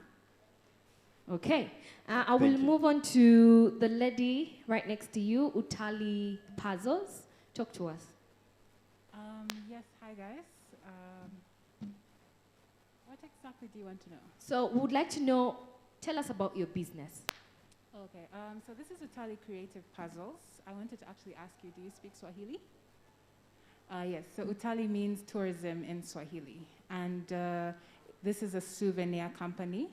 And we have begun with making customized jigsaw puzzles. So we make puzzles to promote tourism in Uganda. If you look at some of these pieces, this piece is from the product line we have in collaboration with the National Zoo UWEC to promote their products and conservation efforts, like the shoe bill and the tigers that came in last year when they launched. And this is a product line from, I think, what everyone knows, the Ugandan Rolex, you know, the delicacy. And if you'd like to come and look at it, I would like to show you the product. Our camera team. Yes. So yes, so when you open up the box, it comes with okay, an African bag. Yes, an African bag, because with the process that we've been working with the National Zoo, they actually advised us and encouraged us to kindly not use plastic because of pollution. Yes. So they were like, please, can you just come up with something different, because the plastic is really messing us up. So that's why we started using cloth bags, and when you open them up, you get to see the puzzle pieces. And when you put the puzzles out, I think you can pour them out, you actually put these puzzles together and you come up with this photo, which is like the Rolex. And we also put a pamphlet inside with the information, basically, so that you can actually learn about what is on the puzzle. Okay. So like, this is about the Rolex, and does anyone know the origins of the Rolex? You don't? So you have all that information. Yes, we do proper research to find out, why is the Rolex the Rolex? Where did it come from? Why didn't they name it chapati with an egg? Why did they name it the Rolex? Because in Europe, there's a watch named the Rolex. Yeah.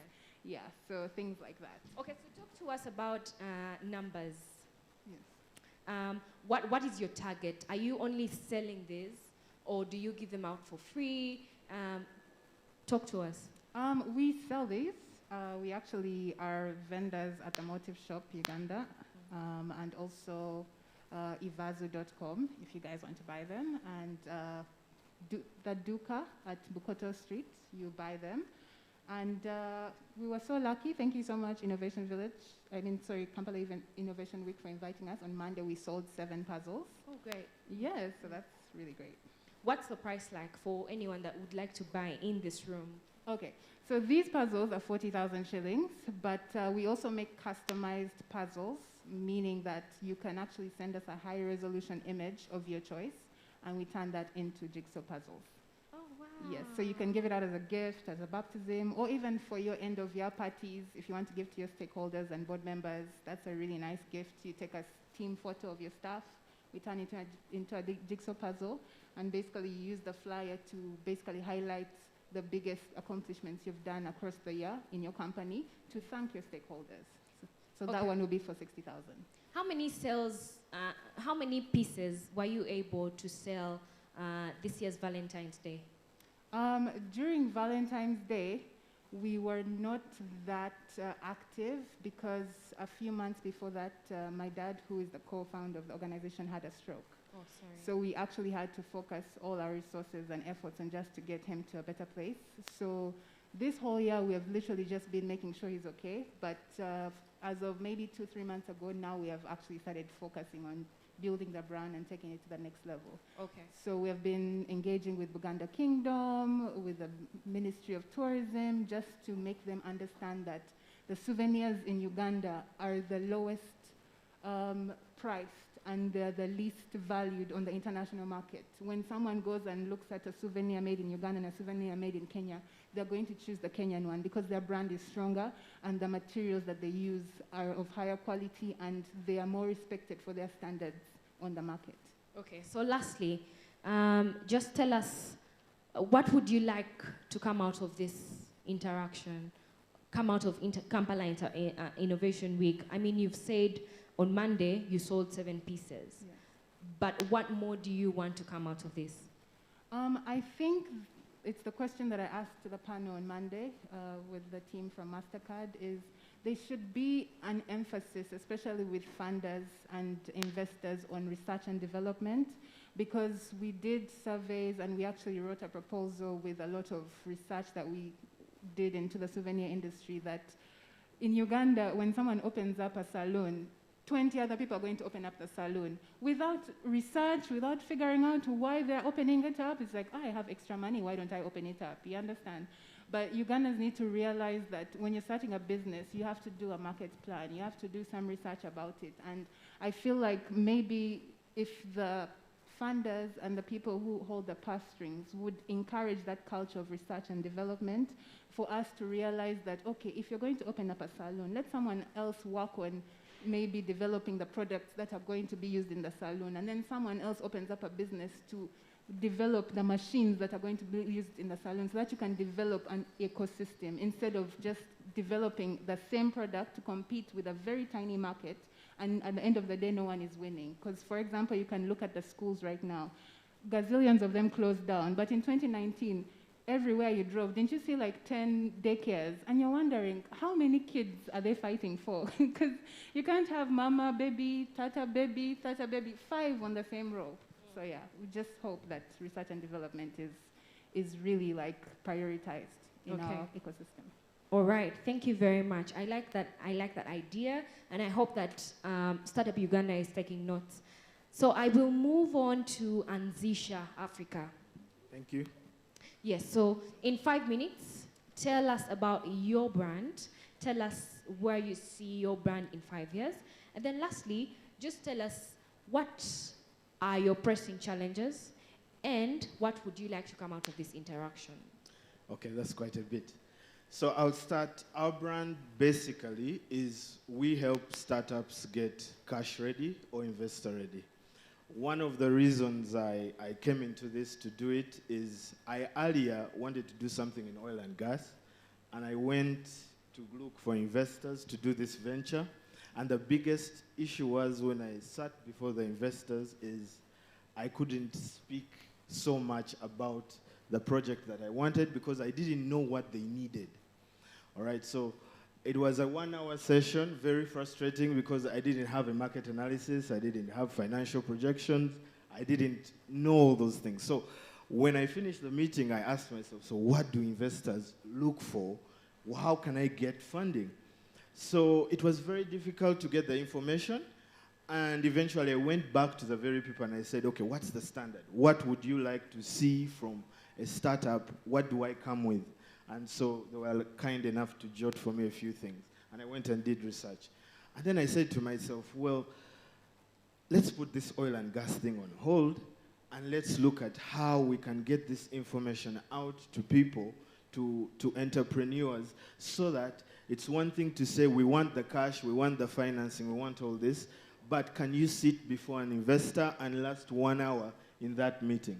And it's very important because this morning they've just been talking about business development and all that. So one of the things we're doing at Anzisha Africa is to try and standardize this process of, okay, what documents do I need? Firstly, the market analysis. What's the market like? I go in, I'm asking you for $100,000, but the investor needs to know if I put in $100,000 2-3 years from now, what's that going to look like?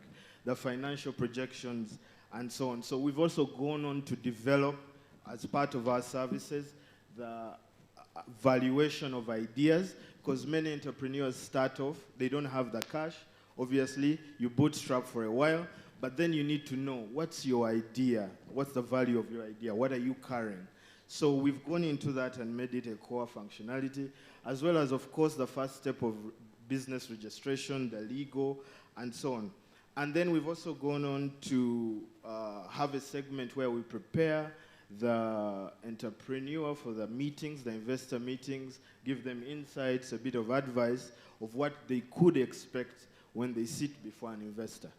So that's a bit about the services we offer and the pain point. What was the other question? 5 years from now? Yes, 5 years from now. So we officially launched our product around September.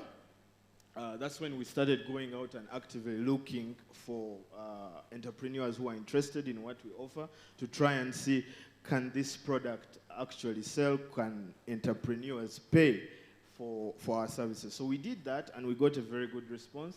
So we're currently working with about 30 to 40 entrepreneurs who are very interested in this, and we're developing all their plans and so on. But we have a big hope and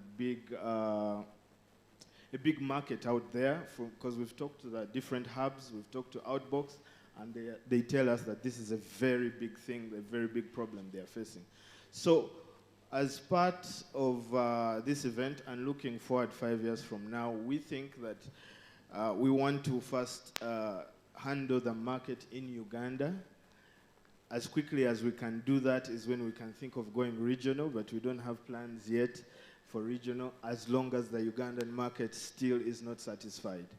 So if that happens in 1 year, good, we go to the next stage, but as long as that doesn't happen, we'll stay here in this nation. What was the last one? Is that all? The last one was,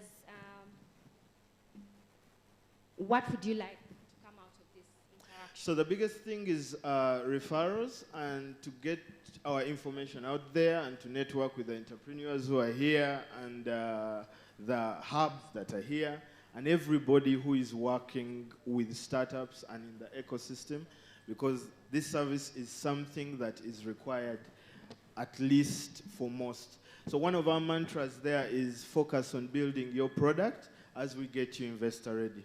So we're encouraging entrepreneurs. So you have the idea. So go and work on that. Go and build your product. As far as the due diligence processes, the finances and all that, let's set up some sort of structure for you. Let's begin to work on those documents that really are a big hampering, a big problem for entrepreneurs to get into meetings with these investors. So that's where we come in. Yeah. Thank you so much, sir. Sure. I am Bakane Martin, and I'm glad to have you here with us. We're going to look at some more exhibitors, and I'll start with True Soil. True Soil, are you ready for us? May I have this?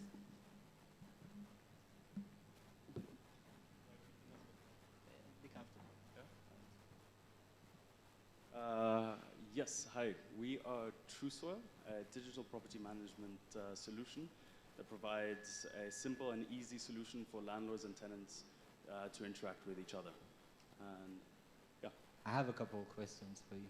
Yes. What would you say is your most pressing need right now? Our most pressing need is probably getting more involved with the community here, especially on startups, linking, kind of learning from each other when it comes to things like tax. How do we really deal with that properly? It comes with other things of just like utilizing other people's network to then reach other people that might be interested in our products, get some more feedback in real time rather than really going out into the market and trying to research it. We can learn quicker from the startup community itself. Okay, I see that. May I ask how long you've been in business? We've been in business about just shy of a year since we launched a prototype. We're still making iterations to it, so it's a continuous build going forward. I love your name, True Soil. Yes. Is there an inspiration behind that? So what we do is we deal with land rights Okay. and property rights. Okay. And so there's a saying etakatufu, which is like a real... Etakatufu. Yes, which is the direct translation of that, essentially, and that's the inspiration. Okay. Yes. Where do you see yourself in 5 years? That's a difficult question. A startup tends to pivot, we tend to go all over the place. But in 5 years, we're hoping to solve the property and land issue that is, especially in a lot of countries that have been colonized by the British Empire. The land system tends to be a bit in disarray, and there's a need for a solution that is able to kind of connect both sides amicably and able to kind of solve it going into the future. So a sustainable solution for land rights, as well as a sustainable solution for property rights. So in the last 24 days, Yes. the position of government on land and ownership has pivoted. You've heard of the Milo land question and all these inquiries that go into land grabbing and whatnot. Exactly. How do you fit in this environment?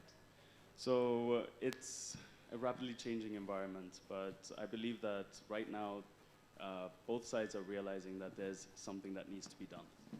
One side is more on the landlord side, that they want to keep their tenure or their land title, and whereas on the other side it's kind of advocating for the people that live on the land. I think by completely abolishing one side, it will lead to problems. Then there's no proof for tenants of who can verify that they actually stay there, right? And there's many of these kind of examples. So having been able to register them and then also formalize some sort of agreement with the landlord, you kind of get the best of both worlds in that situation. And that's what we're trying to adhere for. We're trying to be that solution that actually links both parties to be able to say, like, you know what, maybe abolishing is not the right way to go. Maybe trying to get a registry on tenants, it might be the right way, and meet in the middle with that solution. You've taken on a pretty challenging field. Yes. So in the past month still, the Uganda police had an app that people would go to check for licenses and police alerts and numbers. Mm-hmm. And I understand that during the course of the past year, they transferred some people from the ICT department to different directorates. And so the app had to go down. Mm-hmm. Now, it went down at a time where it had been heavily adopted, and now there are questions of ownership over it. Mm-hmm.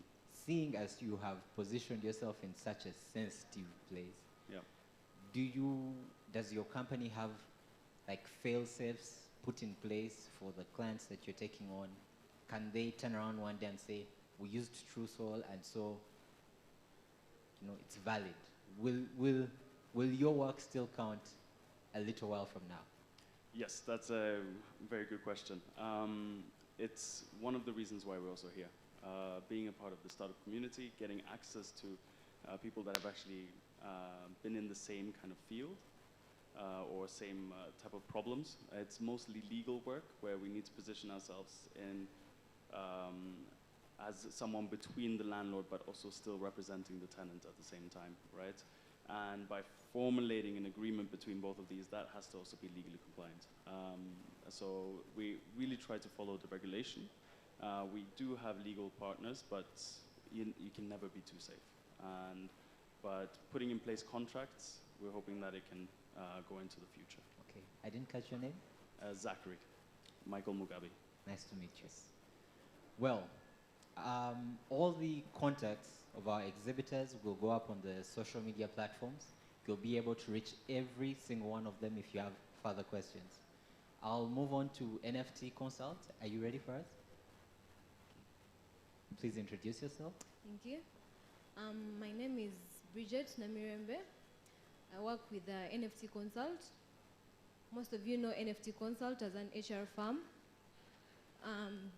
By HR, I mean Human Resource Services. But about a year ago, in October, we started a project called the NFT Mobility. Okay. And this project is targeting the youth. Our major concern is to create opportunities for the youth through the border business. Through the border business? Yes. Why? Well, through some of the research that we made, we had to get into a project that would, our motive basically is to create opportunities for the youth. So through the research we made, we looked at the border business as one of the projects that we could venture into. That's why we opted for the border business. Okay. And how are you doing this? Are you providing borders? Are you providing training? Are you providing finance? Okay, what happens is we do have borders owned by the company. Okay. We are funded by PSFU. It's a project that is funded by PSFU. Okay. Yeah, so we do have borders, and through our vast experience in the HR business, what we do is we recruit riders and train them according to the client's need, and then avail them with all the necessary skills they need. The client being who?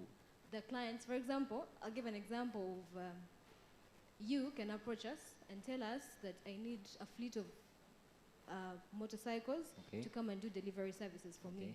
Yeah, so what we do is we recruit riders, train them, those who know how to ride bikes, go into another extra training, confirm that they are good to go, and then enroll them according to your needs.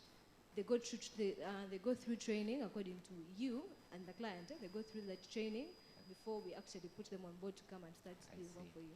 Is there an element of gender equality? Because I know most border riders to be men, young men. Oh, by the way, our project, I forgot to say, is targeting 70% women and 30% men. Wow. Yeah. Well done. Thank you. Well done. Thank you. Okay. Is there anything that you'd like our viewers to know about either the company or the current ongoing projects? Okay. Yes. All right. What I would like our viewers to know is NFT mobility as a project. We are providing delivery services, stroke courier services. We do both transportation of people and also courier services, but using borders majorly. So for every one of you out there, in case you need a logistics partner by use of borders, please reach out to us. We have a website on our social media pages, NFT Mobility. Please reach out to us. We shall be able to give you the best. Yeah, because right now we're trying to address some of the challenges that have been encountered through the border business, and with our experience, I trust you will not go wrong. Okay. Yeah. One last one.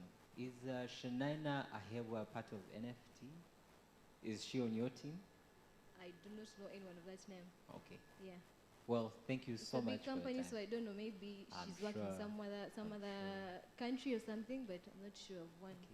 Yeah. Well, thank you so much for your time. Thank you too. So much for your time. Hello there. Are you Aerial Energy? You're done. All right. It is 11:20 in Kampala. We are about to go in for our entertainment interlude. Is our DJ ready for the set?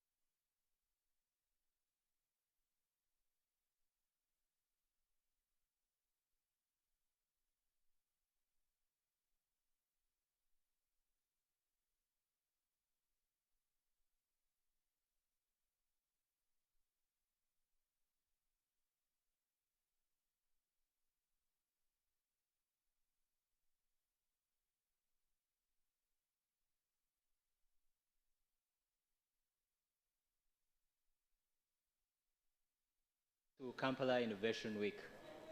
We'd love to welcome you to this session. We're going in for another panel talk, and I'd like to invite Ms. Laura Kemi Teto, an associate at Penda Capital. It's 11:40 in Kampala. We really are grateful to have you join us from wherever you are in the world. Let's welcome Ms. Laura. Karibu.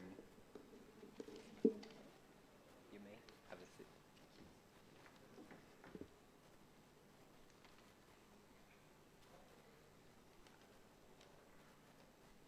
Ms. Laura, you'll please welcome your panelists up with you.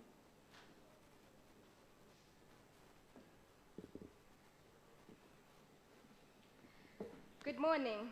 Good morning, everyone. You're welcome to the third day of the Kampala Innovation Week. Today's theme is going to be centered around saturated markets, how to thrive in an overly saturated market. And we have three amazing ladies that I'm going to be inviting to come to the stage shortly. One is Miss Lona Okeng Achim, who is the Creatives Industry Advisor. You can take the stage. The second panelist is going to be Miss Alice Sharon Namugera, who is the founder and team leader of Belle Beauty Uganda. She was formerly a banker, and so she went into the entrepreneurship world, and she's thriving. The third and last is going to be Miss Yvonne Maveri, who is the CEO and co-founder of Lake House, Uganda. Thank you. So the objective of this panel discussion that's going to be in form of an interview is to just encourage all entrepreneurs that are starting and that are scared about the saturated market, because these days it's very difficult to start or to identify a business that you want to start, because there's so many that are already in the industry. So we'll be listening in from the three panelists, and they'll be giving us an experience of how it was for them and how moving forward they've been doing things differently. Even with the COVID pandemic that has been here for a while, they'll give us an insight of how they managed to handle their business and thrive. So, yes, so I'll let them tell us about themselves, a little bit about themselves, and we'll start with Alice. Yes, so we'll start with Alice.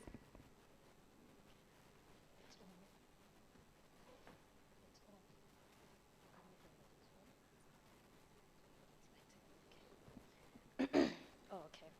Good morning. All protocol observed. It's a pleasure for me to be here today. I go by the names Alice Sharon Namgera, and I'm the founder of Belle Beauty, which is an exclusive beauty digital marketplace. We provide services, beauty services. We provide a platform basically where people that need beauty services can come and meet people that can provide those services. We are also going to go into production of our own branded items. We are also going to have an e-commerce shop that's exclusively dedicated to just beauty. So yeah, and I'm happy to be here. Hi everybody. Am I loud and clear? I think so. So I'm Lona Okeng, and creative technologist, really a creative and culture technologist. And what that really means is my work sits at the intersection of art, culture, and technology, really invested in African futurism and the role that emerging technologies have to play in designing what we will call our collective African futures. My name is Yvonne Nachibuka Maberi. I am the founder at Lake House Limited. Lake House is a wellness beauty brand. We manufacture and formulate natural skincare products, and we make quality bath amenities for the hospitality industry as well. We have been in business for 7 years, and we're happy with where we are, and we're really excited to be here and share with all of you. Thank you. Great. So we've heard a little bit about the stories of your businesses, but we wanted to know, at the start of your businesses, were the markets saturated, and how did you navigate that? Like, how did you manage to make the decision to start and to thrive in your businesses, even when you knew there were so many entrepreneurs doing the same thing?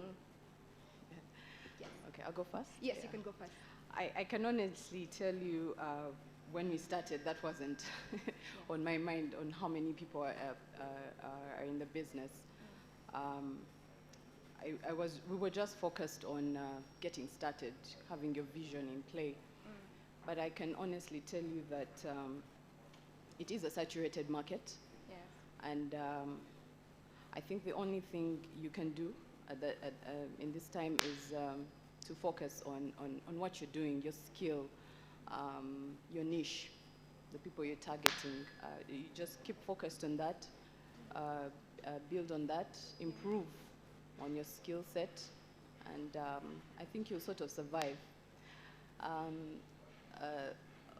You need to also take time on studying your niche, because you want to be the best at what you're doing for them. Yes. So you take time, you make that your daily vocation. I think to answer the question is really focus on your niche and see what they want, provide for them.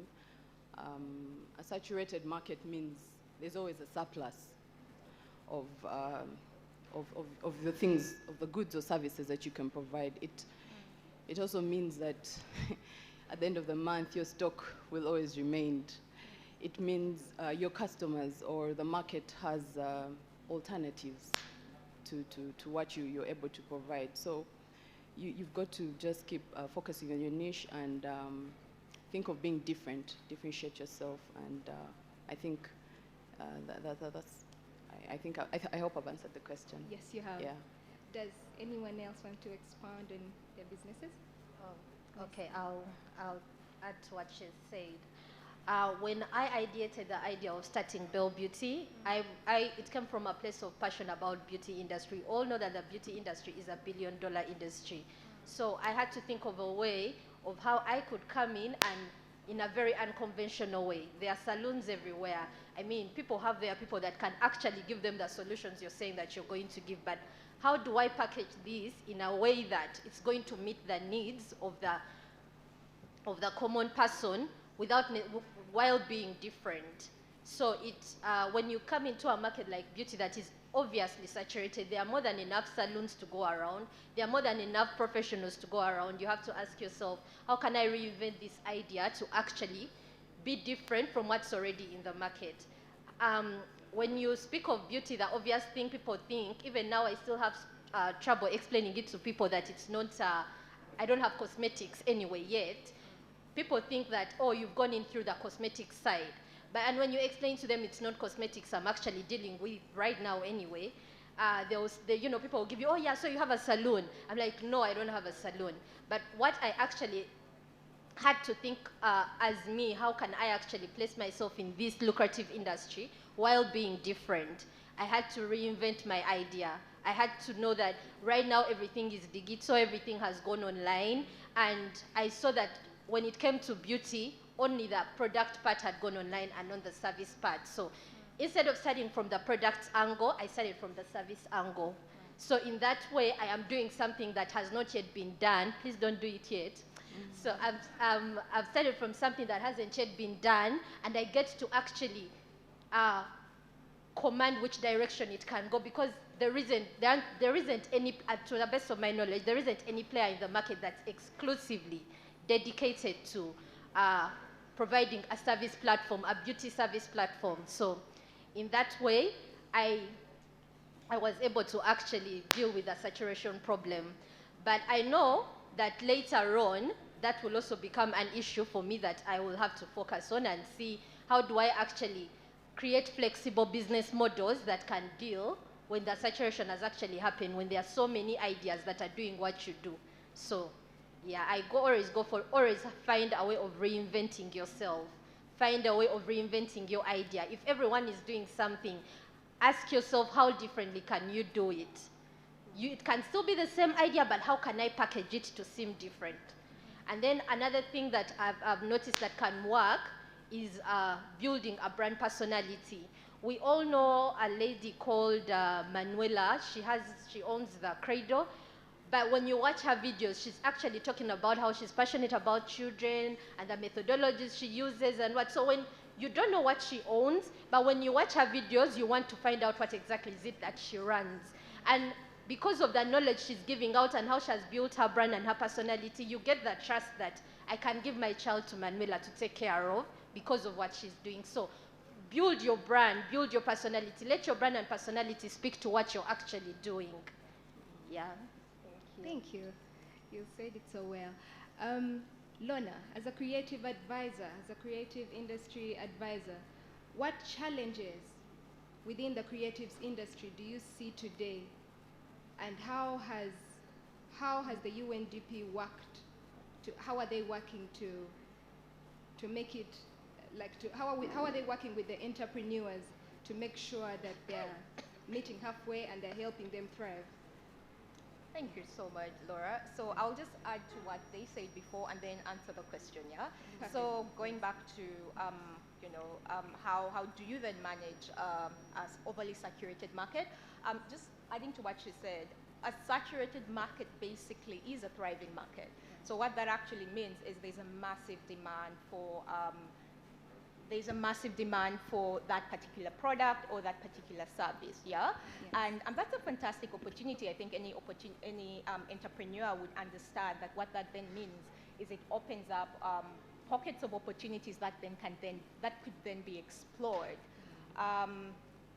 Do not focus too much on the competitor. I think that's the craziness of you're like, oh my God, there's so many people in the market. What are they doing? How do I beat them? New feature, lower your price. What you then need to focus on entirely is focus on your consumers' needs, understand what it is that they really, really, really want. It's easier said than done, but that's where great design comes in. That's where great storytelling, what she's talked about branding, and that's where empathy does come in. Going back to the question that you had asked about the creative industry. So the creative industry is quite large, but as all of you know, this is the year of the creative.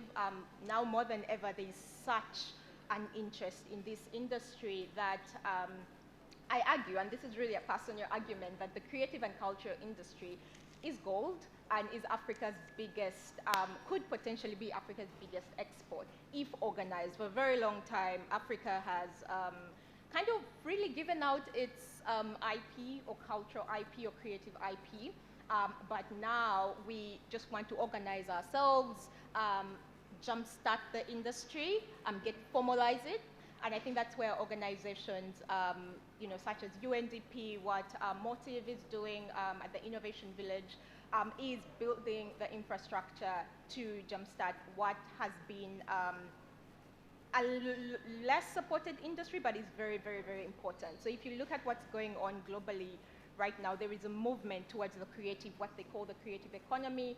Facebook rebranded to Meta, and they are rethinking, their approach for the future. They are focusing entirely on what they call the creative economy. So we're seeing a lot of convergence. Technology is a massive player and a massive contributor to the creative industry, where I then come in, what you said as a creative advisor, and then as creative technologist, is then just bring two groups of people, and I say innovators, technologists, and creatives or artists who have been working for a very long time in silos, putting them together in the same rooms and seeing what then could emerge.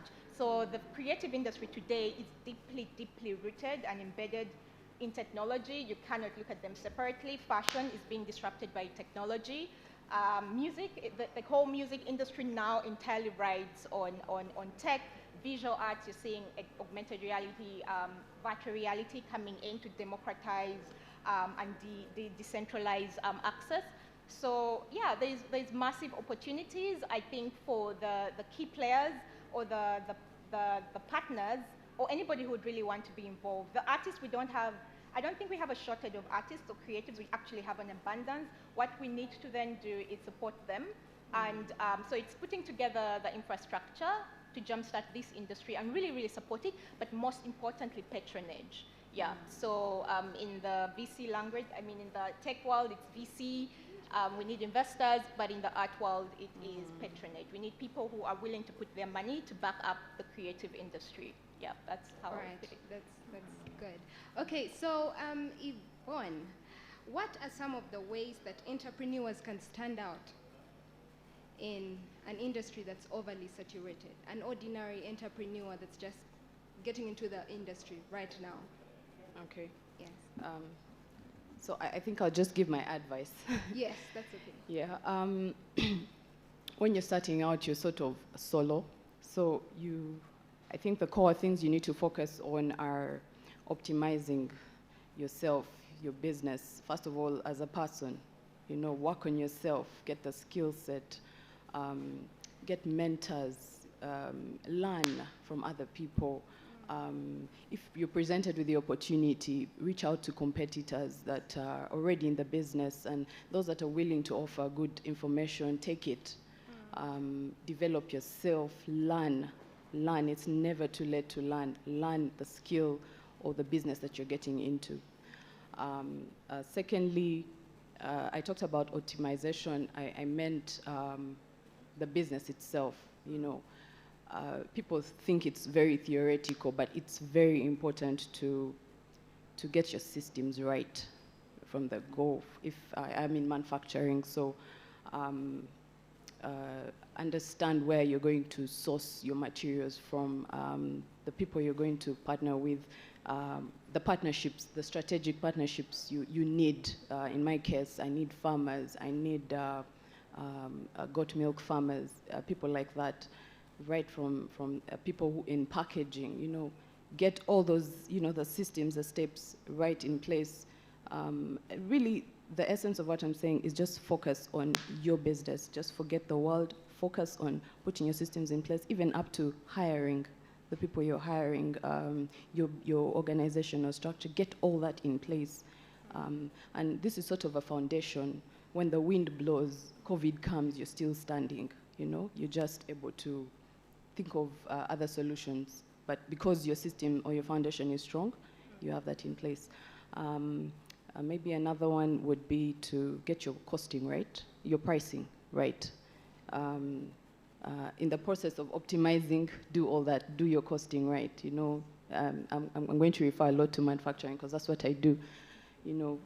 Cost your product right, go do market research, because you need to ensure that at the end of the day, the unit that you are selling is affordable and also keeps your customers happy, but also gives you a competitive edge because you need to make money as well. Yeah, and also I would encourage you to get into setting up a lot of, I do a lot of networking. I mentioned earlier, because you're an entrepreneur, you're new, you're green about everything, do a lot of networking. And when you're networking, don't think about taking, give me business, no. Create those relationships, harness those relationships. Eventually, those relationships will lead you to referrals, will lead you to, getting that big dream deal that you've been looking for. Yeah, if I exhaust everything, my co-panelists won't have anything to say. So yes. I think those 3 points are key. Yes. Yeah. Would any of you want to supplement on that?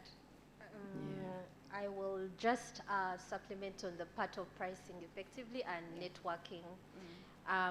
You should you should develop flexible pricing models.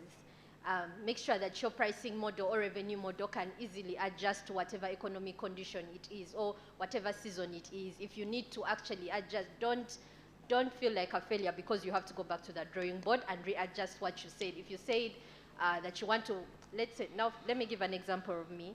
There was a time I was saying like I was going to charge the people that use my platform a one-off fee per month.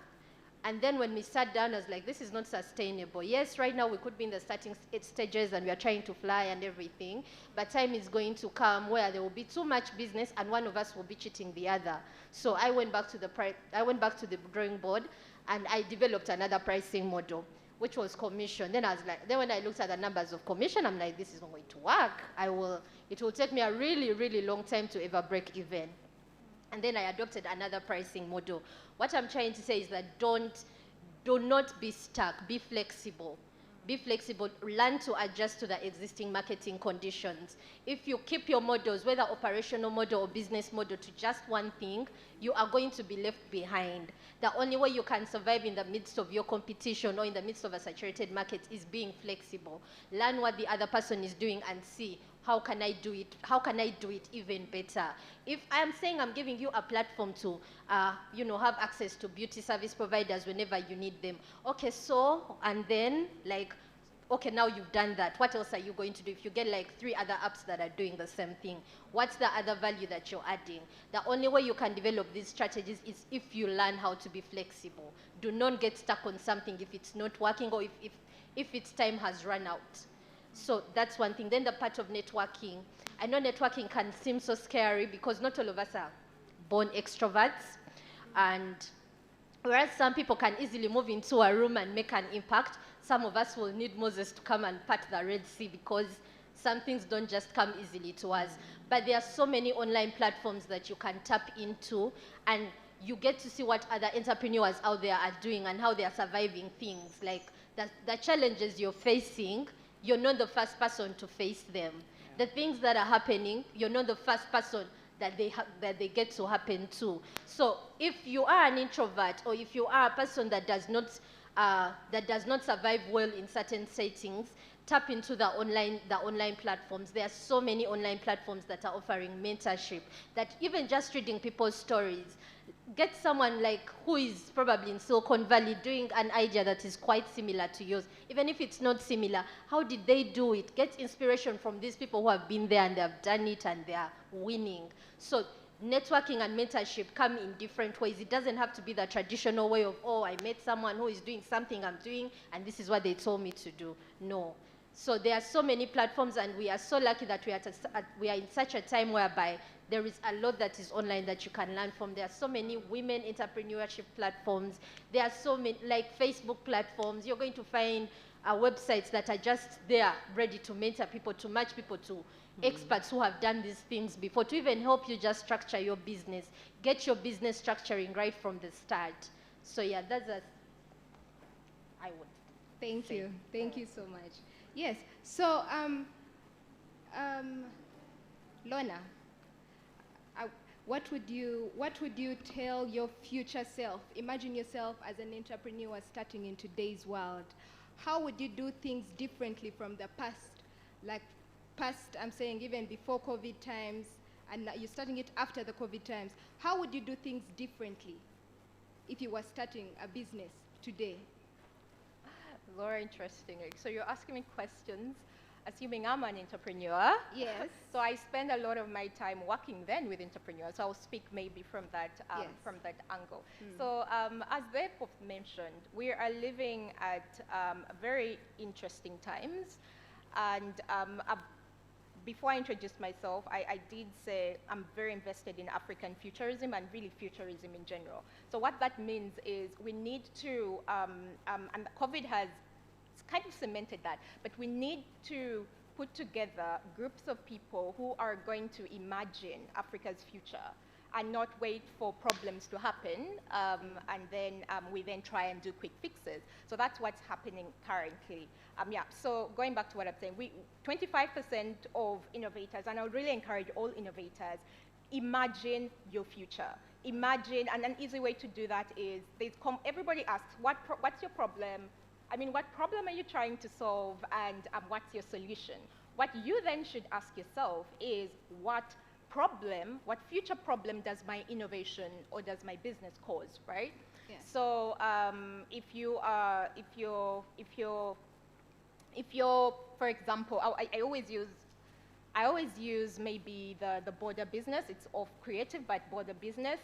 there's clear conversation about decongesting cities. So while you're coming in with these kinds of business models and offering, jobs and stuff, what future problem does your innovation create? So when you begin to think about the problem that your innovation creates, then you are thinking 5 years, 10 years ahead, right? So when COVID does hit, or another crazy thing, I don't know what the next crazy thing will be, you are prepared, because although it is not tangible, you have a vision. What we saw with COVID, and I say COVID was a fantastic blessing, is then it forced everybody to adopt technology. Everybody went online, right? Yes. And before it was, these trust issues. No, I don't use mobile money. You need to physically visit me at my store. We saw an exodus of online companies, not really physical websites, but Instagram become the new Chikubo or Gazalan, right? All these businesses went online. So yeah, so going back to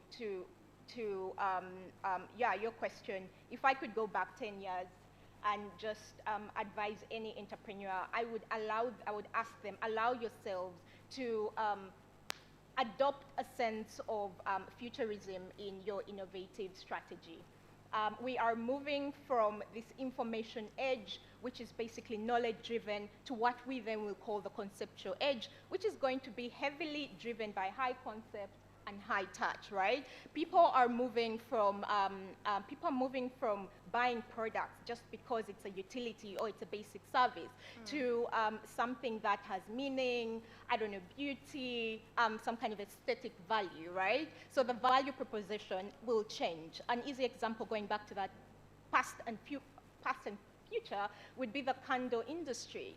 Like, if I can ask anybody in the room or anyone listening, who uses a candle today for lighting? Like in their house, like you literally wake up, buy a candle purely for lighting.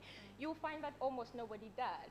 But the candle industry right now is projected to be a $6.6 billion industry by 2017, heavily luxury and scented candles, because the value proposition has changed. Before it was lighting, right? It was practical utility lighting.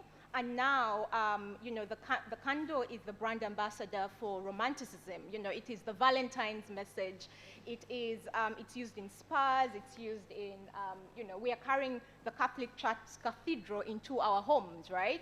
So it's still the same candle. It's basically doing the same thing, but the value proposition has changed. So going back to flexibility and trying to imagine that future and the expectations of the consumer of the future. Yeah, that's how I would encourage any entrepreneur and really anybody else. Yeah, I think that's a massive driver. Futurism to inspire the way we innovate, the way we design, and yeah, I hope I did answer. Yes, you did perfectly. Yes. So Yvonne and Alice that have been more exposed into the businesses, what would you do different? If you went back, if you had to start what you're doing now, if you had to start it today, what would you do different? I think I would tell myself, don't be afraid of failing. Because I always tell my nephews and nieces, when they go to S1, I ask them, so what was wrong with P7, PLE? You passed. And you still went to a school, not of your choice maybe, but you still went. So I'll tell myself, don't be afraid of failing. The failures are really lessons to learn from, a lot of lessons to learn from, and to help you grow. And just to be ready, to prepare yourself for what's coming, because you've gone through that. Yes. You're able to overcome it the next time it happens. A funny story is the first time my car fuel gauge wasn't working. So even when I loaded fuel, I wouldn't tell. So I got stuck at the clock tower. And that was the first time the car CK'd. I was like, oh my God. But the next time it will happen, it has happened several times after that, but I wasn't panicking because I had gone through that, so I knew what to do, I knew who to call, I had my border guy, so yeah. So don't be afraid of failing, yeah. Yeah. Yes, thank you. Yeah. Thank you, Yvonne. Um, I would tell myself, and I'm still telling myself, that in the life of an entrepreneur, and again to supplement what she said, it's a bad day, not a bad life. Like when the bad days happen, when the mistakes happen, sometimes, you know, when you're calculating your decisions, you know that the outcome is going to be like this, but once you start executing it, it's a totally different story. Or things happen, human resource, you know, does a thing, one or two that will shock you. There's a time, you know, my staff resigned back to back, and I was there, and there I was thinking I was completing to build my team, and then we're going to move on to the next stage, and all of a sudden I had no team anymore in the space of one day. Things happen, but it's a bad day, not a bad life. The most important thing is learning. Learn from something and know that, okay, it has happened, what have I learned? So that the next time, and the thing with entrepreneurship, challenges will never stop coming. They will never stop. You just have to master and be, like, you master your resilience. You have to master and know that this is the journey that I have chosen. It's a very fulfilling journey at the end of the day, most especially if you've created something with the aim of impacting people's lives. So you just have to go and know that at the back of your mind. But challenges keep coming, but above all, you learn from them. They don't shock you anymore. There is a time now that will not shock me anymore when people resign. And then there will be another thing that will shock me that hasn't yet happened. But that doesn't mean I, you know, pack up and say, I can't deal, this is not my life, this is not what I signed up for, I am, you know, destined for greatness elsewhere, blah, blah, blah. No, no, no, no. It's a bad day and not a bad life. That's one thing I'm learning to master in my entrepreneurship journey. Thank you. Thank you so much, Alice. Now I'm going to open up the platform, the audience. If you have any questions that you want to ask our panelists of the day, you can simply raise your hand and you will. Yes, but while we get more questions, I just wanted to ask, would you, okay, yes, so the saturated, having a heavily saturated market it's not exactly a bad thing, because then it shows you that the business is actually a good one, because everyone is willing to take a risk to do it. So is there a time when you felt like you were shaken by the market, and what did you do in that moment? Like when you felt like maybe there's so many people do it. For example, in the beauty industry, I know there's so many people in Chikubo, Gazaland that are doing the same business, except doing it differently. Like you said, you started on the service side. Is there a point in time when you felt shaken by the amount of entrepreneurs doing the same business, and what did you do in that moment? Thank you for the question. You're welcome. Like I said initially, when I was at the beginning of the conversation, that when I looked at the beauty industry and how lucrative it is, why I decided to start from the service end, because I noticed how saturated the product side was. And rather than go back and go and create a platform to sell beauty products, I'll just be a jumia that just sells only beauty products. And that alone is not enough honey to attract the bees to where? To your platform, to you. So I one day was walking those ends, Gazaland, Galilaya, there, and it was towards Christmas. I looked down, and the whole basement has salons. The whole basement was so full that people were at the stairs doing their hair. Like, and I looked and I was like, imagine, and you look and you see most of them it's uncomfortable for them, but they've got to do it because that's where their hair chic is. That is where that's where they can find someone who can do your hair. You know, when you're walking on those streets, they will even call you, come, let's do your hair. So you know that even if like the salon I go to, they are not available, when I walk on those streets, I will find someone who will do my hair. I'll find someone who will do my nails because they are readily available. So when I was thinking of creating the Bell Beauty, the service side of the platform, I looked at having all these people on an online platform whereby someone doesn't need to come. You don't even need, and it's COVID and all, you know, they come and cause a lot of suffocation because there are just so many. But I looked at how can I do this in a way that this person that's doing the hair doesn't get left out, and the person that needs their hair done still gets their hair done. So I looked as I can have all these ladies that are doing these services, that are doing the hair plating, that are doing the nail painting, that are doing all 1 or 2, 3, or, beauty related services. I can have them on a platform where everyone can find them without having to go through the discomfort of, where do I have to park my car? Where, I have to walk down, sometimes deal with groping from men, and have it at your comfort. And for me, the response has been amazing, because we've had people call us within a space of 1 hour, and they are going for a wedding, and we've done their makeup in a car park. And getting that solution, it looks like you're just providing solutions to vanity, but hey, social media is here, and people care about how they look. So, we have provided solutions that people didn't think that they actually needed. Before maybe someone thought, I'll just sacrifice a day and go downtown and get my braids done. But now someone can have it done in the comfort of their home, at just going through their phone, at their fingertips, go through it and make the order and have it done. Because the way we work, when we are recruiting the service providers we work with, we actually train them. So we make sure we give you an experience that is not so far off from professional.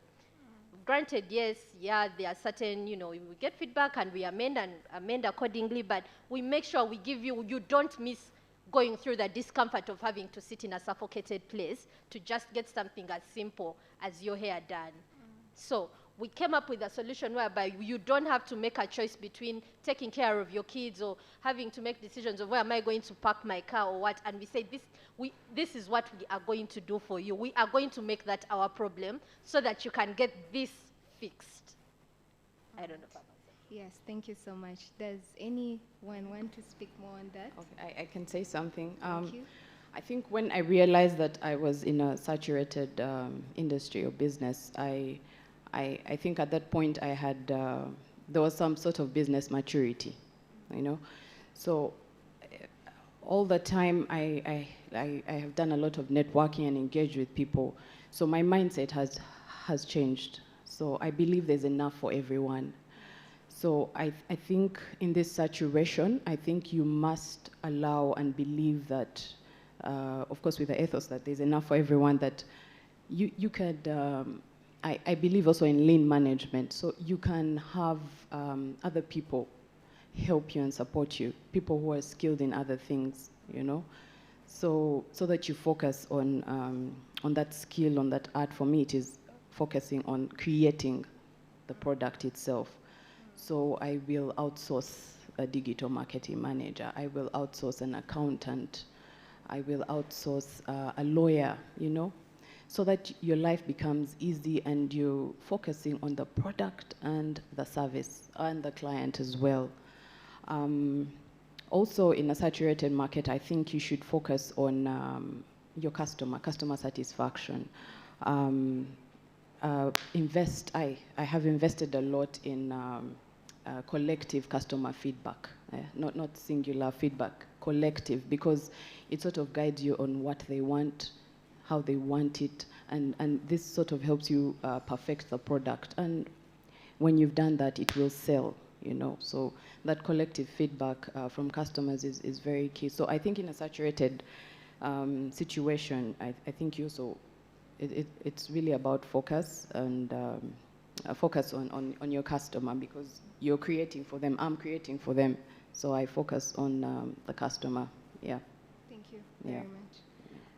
Lona, would you want to expand on how an overly saturated market is not entirely a bad thing, for entrepreneurs? You could expound on how the positive side of that, how it. Yes. Yes, I love the always positive side of things, because you always don't focus so much on the problem and how things are failing, and then you're always imagining what's possible. So I say, just adding to what they say, they kind of covered that, but saturated markets are basically saying there's multiple pockets of opportunities to be tapped into, right? That you need to that we have to explore. We're living I keep saying this, I'll say this all over again, we're living in such incredible times, not just for as young people, as Africans, one, so many technologies are all over the place. Technologies haven't been overly colonized yet. You have eco-footing, you can jump in now. Our times are being driven by three things: abundance, yeah? And they're being driven by, we're seeing a lot of automation, convergence, and also I say a globalized African excellence, and I'll touch on each of them. So abundance, addition to what she said, so what abundance does is it tells you that there's a higher spending or higher purchasing power, right? And it allows room for niche, kind of niche markets. That's when niche markets then plug in, right? Your client is no longer looking at the practical stuff. They are looking for the experiences. They're looking at the kind of additional thing that you're adding, right, to your service. She covered it really beautifully. Is the service already exists. She just came up with a very different model, still doing the same thing, but in a very, very creative way. Abundance then allows creative expression, creative freedom, and then we begin to see all these innovators come up with fantastic ideas. That's what I love to see: creative freedom, creative expression. Secondly, I'll talk about automation and convergence. She also touched on it. But what, with tech as an enabler, what convergence is basically we are seeing some kind of integration of very different disciplines. So things are very multidisciplinary today, right? The fashion industry or the beauty industry is heavily driven by technology. Just look at what Fabiola launched, I think, her beauty brand. Is she like a pharmacist? Not necessarily. She is riding off her influence. We are seeing the rise of influencers as the new cosmetic brands. Before, you had to be a big brand. You had to be the Nivea, the Johnsons & Johnsons. These are basically pharmaceutical companies with strong funding and backing. But now you're seeing Fenty, you're seeing what Fabiola has done, you're seeing Kylie Jenner and her brand.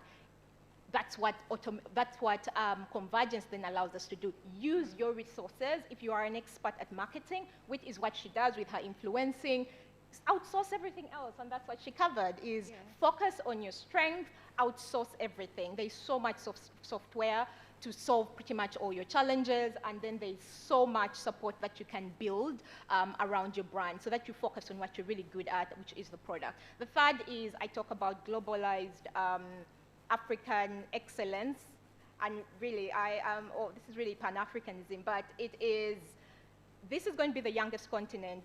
It is the youngest continent, but it's going to be the biggest in terms of numbers in the next 50 years. I think Africa is going to have the largest population and also the youngest people. So what that means is with a saturated market, it may be saturated in Kampala, but is it really saturated in Africa? Not necessarily. Are you saturated, or is it globally saturated? No. So what that means, and going back to creative freedom and creative expression and creative confidence, is we begin to see people focus on great design and great storytelling, Africa to the world, right? There's so much conversation around organic beauty, organic products, heritage, culture infused in all those things. So those are it goes back to storytelling and design. How do you then package your product to have a competitive advantage globally, and stop thinking about Gazaland as your customer base, and stop thinking about Uganda as your marketplace, Africa as your marketplace. With the Africa Free Continental Trade conversation happening, we really have the whole continent to play with, right? So when the borders are really opened, and then you can trade with Nigeria, can your product beat a Nigerian brand, for example? All innovators today should be thinking along those lines. Does your brand, can it top a South African brand today? You need to be thinking along those lines, because when the borders do get open and the trade is free across the continent, the saturation it's really about aesthetic value. What is it about your product that stands out? So just summarizing, abundance opens up so many opportunities. We are in a very connected time. Automate your processes if you can, which you must. If not, you will just be eliminated. And then thirdly, really converge. We can no longer work in silos. If you are a beauty brand, bond with your doctor friends, figure out how to then, pull those minds together. If you are in banking, figure out what to do with your friends in music, figure out there is some kind of convergence. So that is what I mean by convergence, and now more than ever, there is a very beautiful playground for everybody to converge and play. That's how I would put it, yeah. That's amazing. Thank you very much. So now I will invite the audience for any questions. Does anyone have any question that you want to ask the panelists? At the back.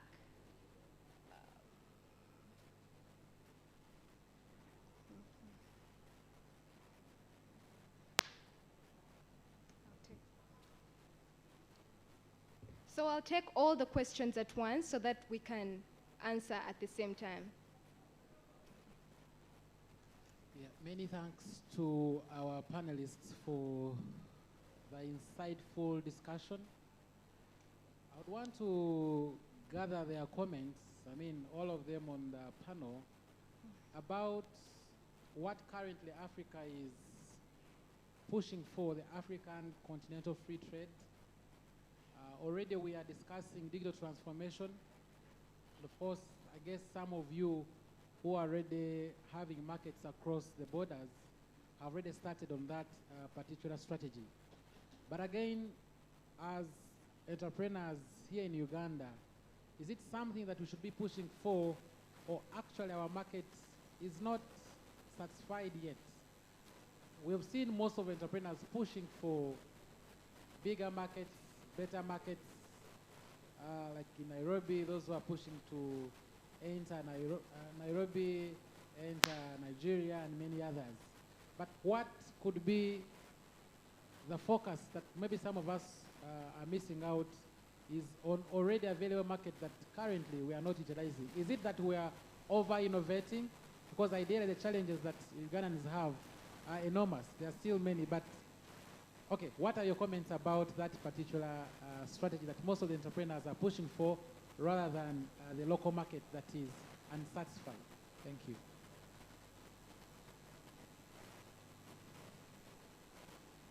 Just anyone? Okay, someone else. Who will take that? Okay. Thank you very much. Mic check. Can you hear me? Yes. All right, awesome. Yeah, so my question goes to basically everyone on the panel.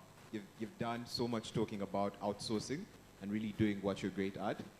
And on my end, I really want to understand, and this is me doing sort of like a user interview with you all, what are your biggest pain points while doing the outsourcing? What do you think could be done better to make that process easier for you, mostly within talent within our country? Thank you.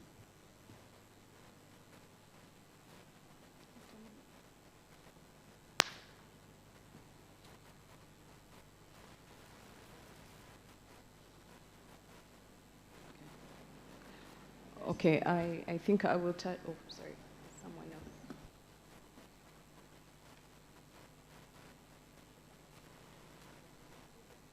No, it's okay. Thank you very much, panelists. I'll direct my question towards Lona. You mentioned not just asking yourself a question as an entrepreneur about what problem you're solving today, but also ask yourself, what problem does my innovation cause tomorrow?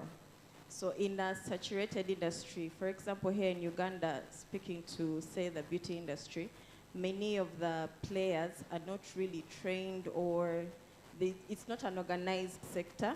So how best does someone who has been able to forecast a resulting issue mobilize the players in the industry to work together towards building a solution and implementing it throughout the market? Thank you.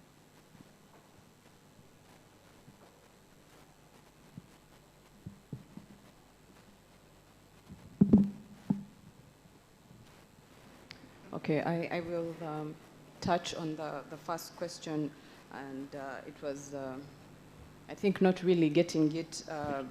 You think we're maybe a bit over-innovative. I think we get it very right on being creative and innovative. We we do a lot of research and development, which is very good. But I think most creators and innovators concentrate on the product and what it can do, and the solution, which is good. But again, like I said earlier, there's also got to be proof of concept of whatever you're creating, or whatever you are, or whatever service you're coming up with. By proof of concept, I mean, like she mentioned, look at it, have the future in mind. You know, the trends are going to change. Also have that in mind. Don't focus on what is happening right now. When that's during your creation or initial stages.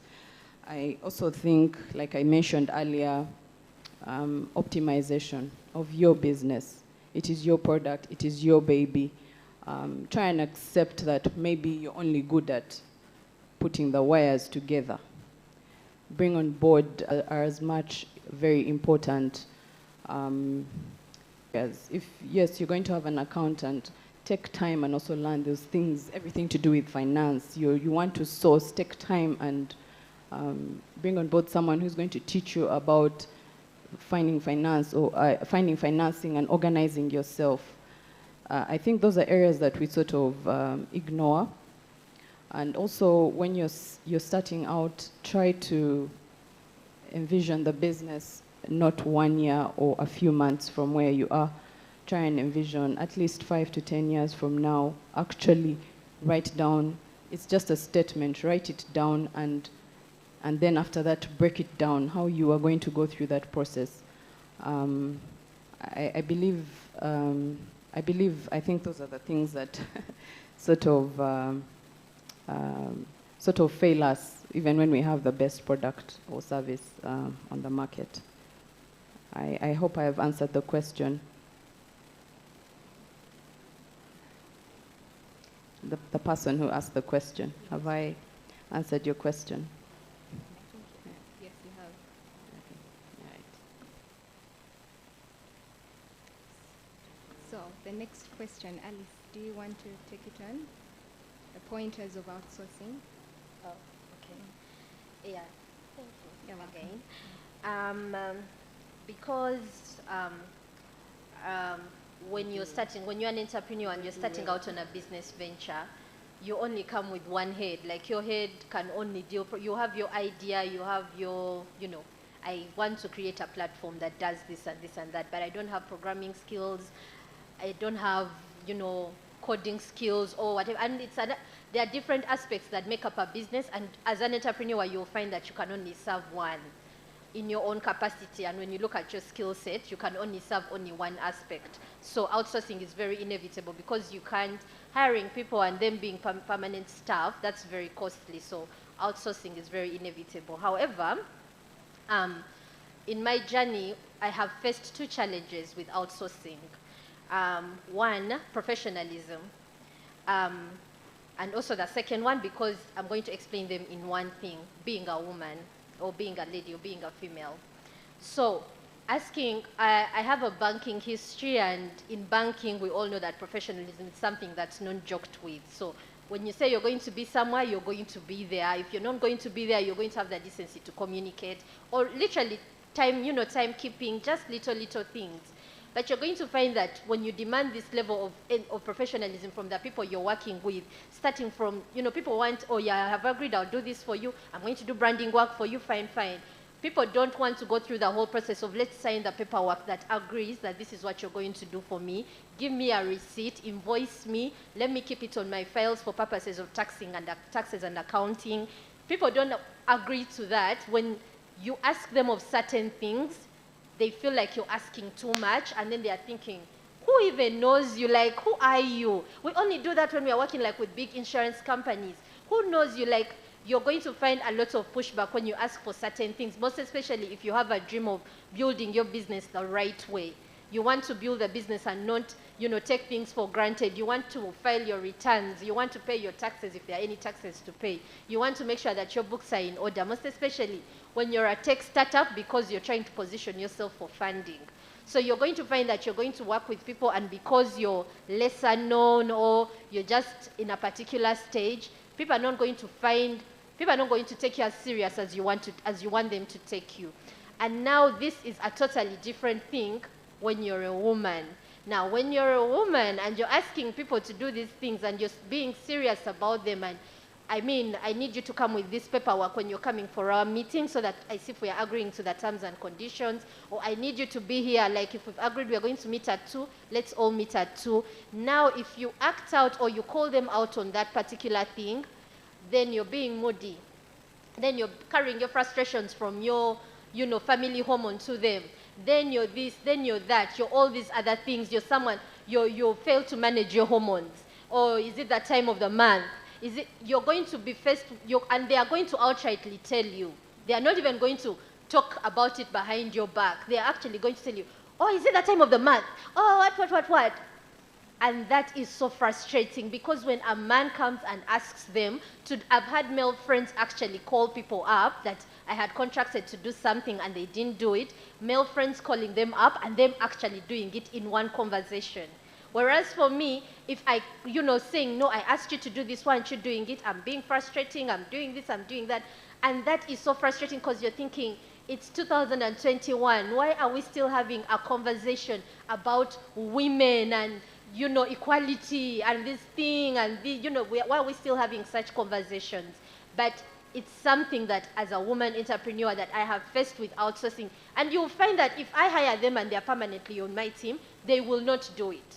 But if they are outside, I have changed programmers like 3 times, because the programmers have this thing of, you don't understand what you're talking about. I had someone who wanted to draw my whole logo for me the way they thought that it should look like. And it became a conversation, it became a very serious conversation, because I wouldn't have it. So you're going to find that people's professionalism, and then coupled with the fact that you're a woman, you're going to find that you're going to be in a space where you're feeling like you're asking too much.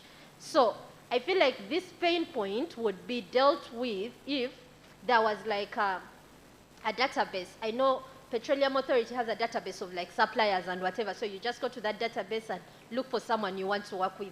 People that are already vetted, you just go to a database and you're saying, I'm looking for a programmer, and you go to this database, you see people who can create certain apps or certain whatevers, you look at their reviews and you just call them those out, and you get one that you can work with. Because on these streets, it's a totally different conversation when you're asking for professionalism and asking for that professionalism as a woman. Yeah. Thank you. Oh wow. So I will touch on all the 3 questions, or get it right, or if we're not getting it right. Yeah. So that we are moving into a globalized flat space, right? You are competing with China, I don't know, Addis, Morocco, right? So you have to keep up and begin to think of your product as a globally worthy product, right? It's no longer, oh, Ugandans love shady things. Ugandans now want nice things. And that's why we are seeing an exodus of imported products. Again, going back, now that I'm thinking about it, like the beauty industry, is the industry really saturated? I do not think so. One, it is saturated because there's a massive consumer market, one, and most of them are relying on imported goods. So if you go to Gazaland and look at the hair and you look at the makeup, most of it is actually not anywhere from the region. So there is a gap for producers and creators of product locally, right? So anyone can just wake up and decide, I want to create hair and, I don't know, synthetic fiber for hair, right? And that could be a massive industry that somebody could exploit. In terms of makeup, just getting the shades correct, mixing things, there's massive opportunity for that. I think we have a massive saturation of imported products, but not necessarily actually local Ugandan or African products. So there's room for innovation. There's no such thing as you're innovating too fast or you're innovating too much. You either innovate or you let the world take over on your behalf. Then on outsourcing, just adding to what both them credible panelists said, is one, just adding to what you said about, do you really understand the consumer or the customer you're creating your software for?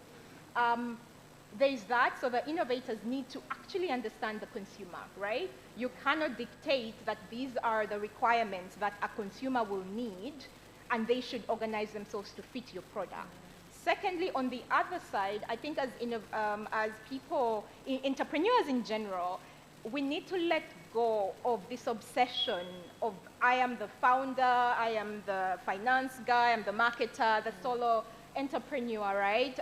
There's that common thing that we play with in the tech world. It's better to have a billion-dollar company and you have 10% or 5% of it than having 100% of a, I don't know, $50,000 company, right? So how do we then unlearn those rigidities and allow other people to come and support us? I think also, especially for women, and this is a culture issue, especially African women, we are raised to hold the fort, right? You juggle everything. So we have others to support you. So two things, I think for the outsourcing companies, you need to start educating your consumers do not meet their particular need. The third question about we then allow, how do we put together resources to support the people who are actually doing the stuff but may not be able to dream or imagine or yeah.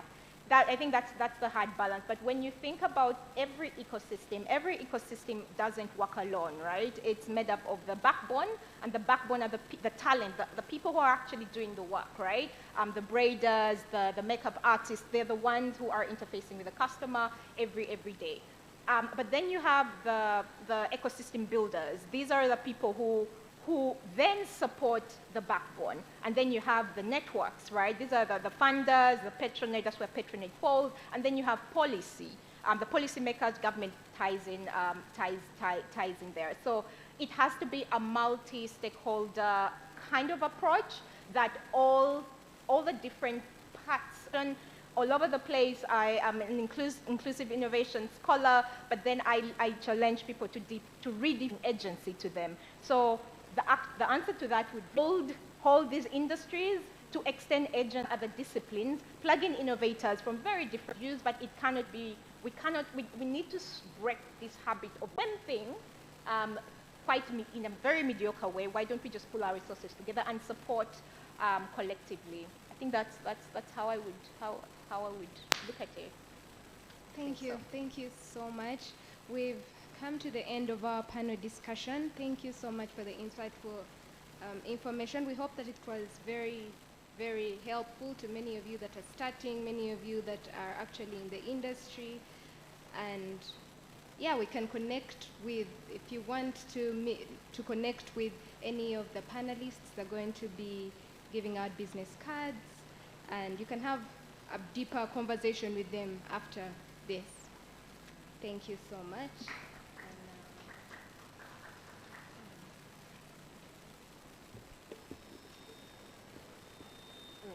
My pen. Welcome back from that beautiful panel discussion. Thank you. Thank you so much, ladies. If you'd like to follow them, I'm sure on our social media pages, we are going to attach links to websites, profiles, businesses, and everything else of each and every single one of our exhibitors and each and every single one of the people that joined us on all the panels. It is 15 minutes to 1 in Kampala. You're welcome to the Kampala Innovation Week. From wherever you're joining us in the world, I understand we have people watching online from the States, from South Africa, from Australia, from Europe, all the continents. You're welcome, you're welcome, you're welcome. Ladies, you may have your seats.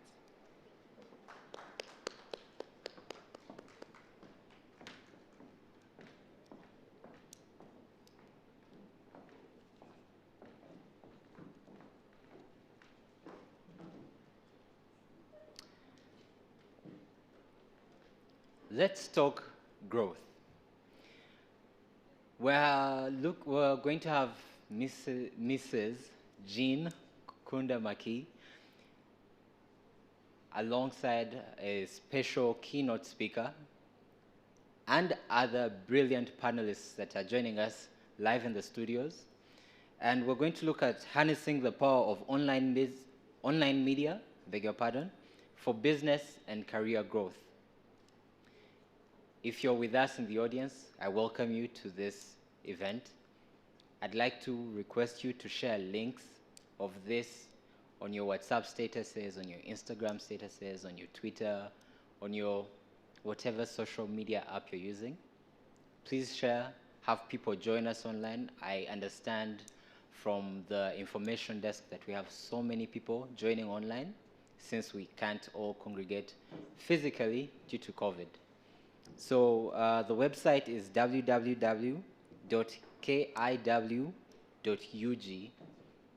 People will be able to watch everything that is going on live. Our social media pages are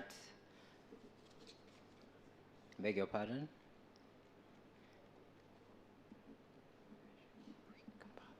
Innovation Week Kampala. You can go online, Instagram and whatnot. We're everywhere. Thank you so much for joining us again. We have more talks going on tomorrow, and our closing day event will be on Friday. Coming on with us in a bit is Mrs. Jean Kukunda Maki. And she will be introducing everyone else that will be on the panel talk with her. Let's just wait for the setup to finish. Earlier in the morning, we had a session where we interviewed our exhibitors. It will be, I understand that there are recordings that you can refer to later. You're welcome to share links to that too, guys. And all the other panel talks we've had have also been recorded live, so you'll be able to share, go back, revisit all the lessons that we had to pick up from this. It will be just fine.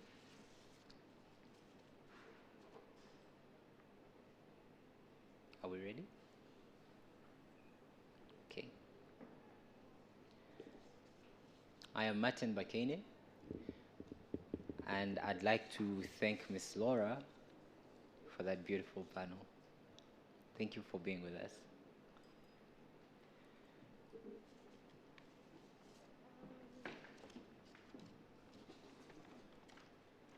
Ladies and gentlemen, Mrs. Jean.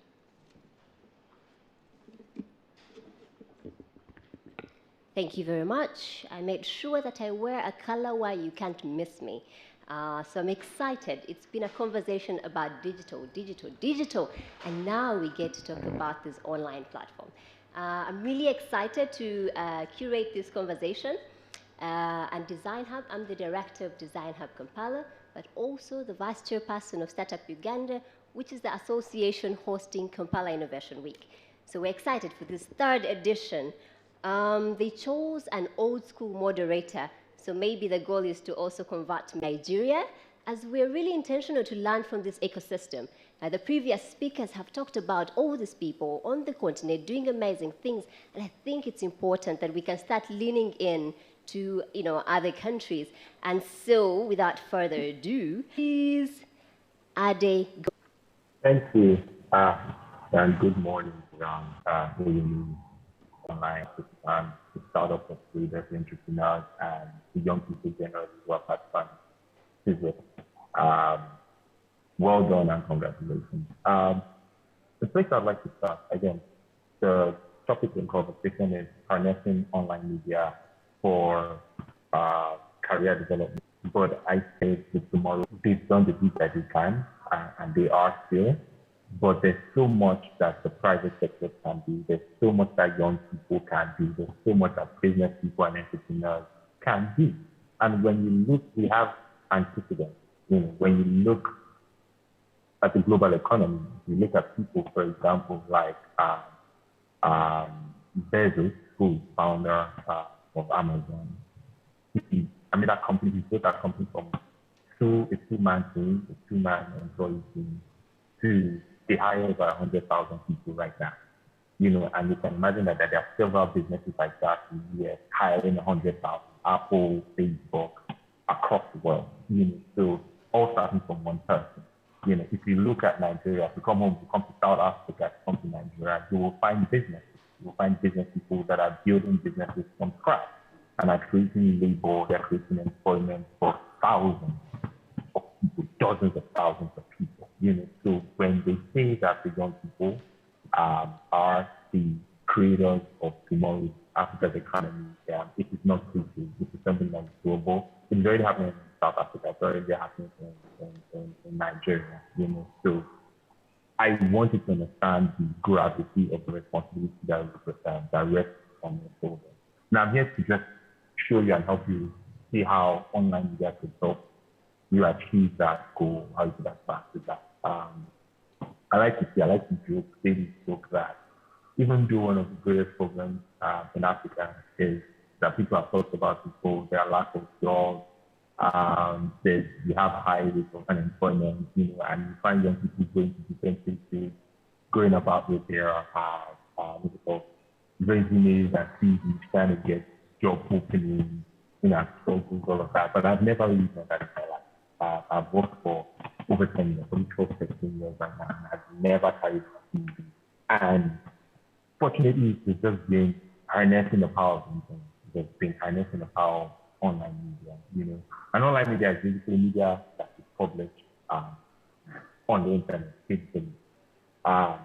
So that's whether it's blogs, whether it's websites, whether it's social media, So how you can harness these things. For me personally, I started with, I'm getting feedback that the audio is not so good, and I don't know why. I also struggled to get audio from Kampala, so I kind of struggled, but I've increased my volume.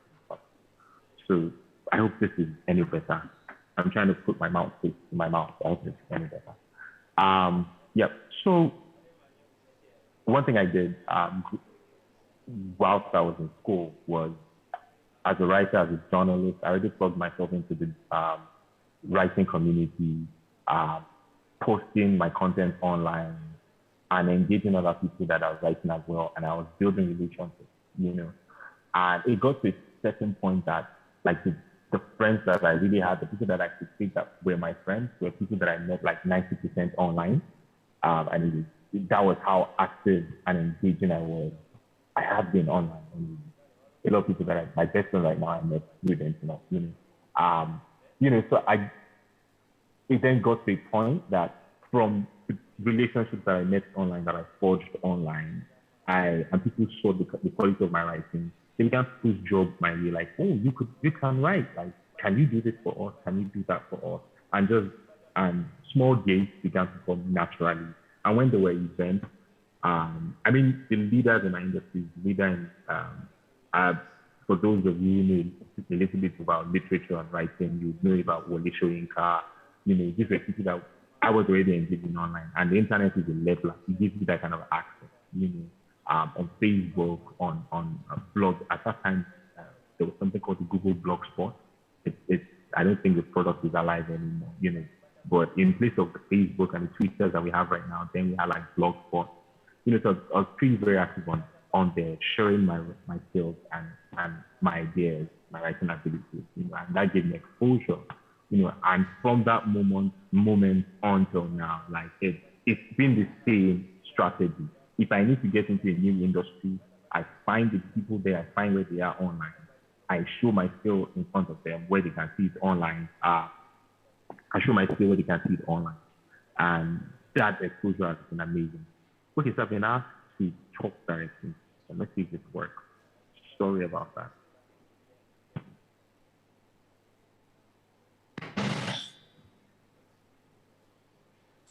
All right. Is this any better? That is so much better. We can hear you now. Is this any better? Well, online platforms, we're still figuring that out. Could you try again?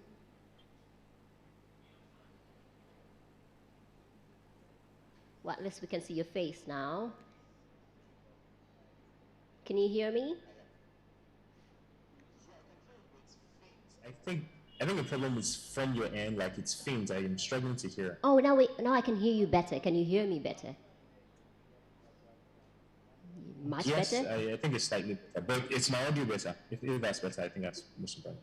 Yeah, I think it's much better. I'm going to look at the crowd to give me some kind of approval, and I see thumbs up, so that means we can hear you better. Okay, so do I start again? You can just take all the creative liberty to continue the way you'd like to. Okay, I mean, You have 11 more minutes. For benefit of the listeners, I could just really pick up from the beginning. It's all right.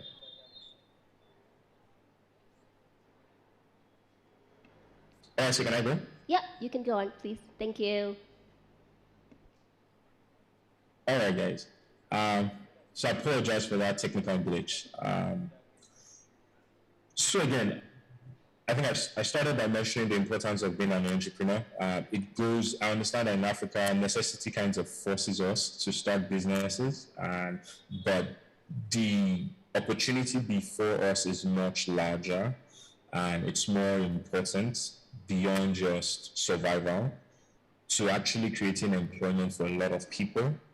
And if you do this right, you could really create employment for, you could like a crop of 50 people, 50 business people doing massive businesses, creating large opportunities, employing 10,000, 20,000 people could really have solid impact on the Ugandan economy in just 15, 20 years. So I'm speaking here about how you can harness the power of online media in order to grow your business, in order to grow your career. And I mentioned that I've started my career as a journalist, not having to go anywhere, not having to move around with my CV, trying to get jobs, opportunity, and I've just leveraged the internet. I've just leveraged social media networks. I've leveraged publishing networks online, by writing online, blogging online, exchanging ideas online, engaging with other writers and influencers in my space, in the literary. So I started in the literary arts, journalism space, so that's how I started. They saw the quality of my writing, they saw the quality of my content, and they're like, oh, yeah, you can write.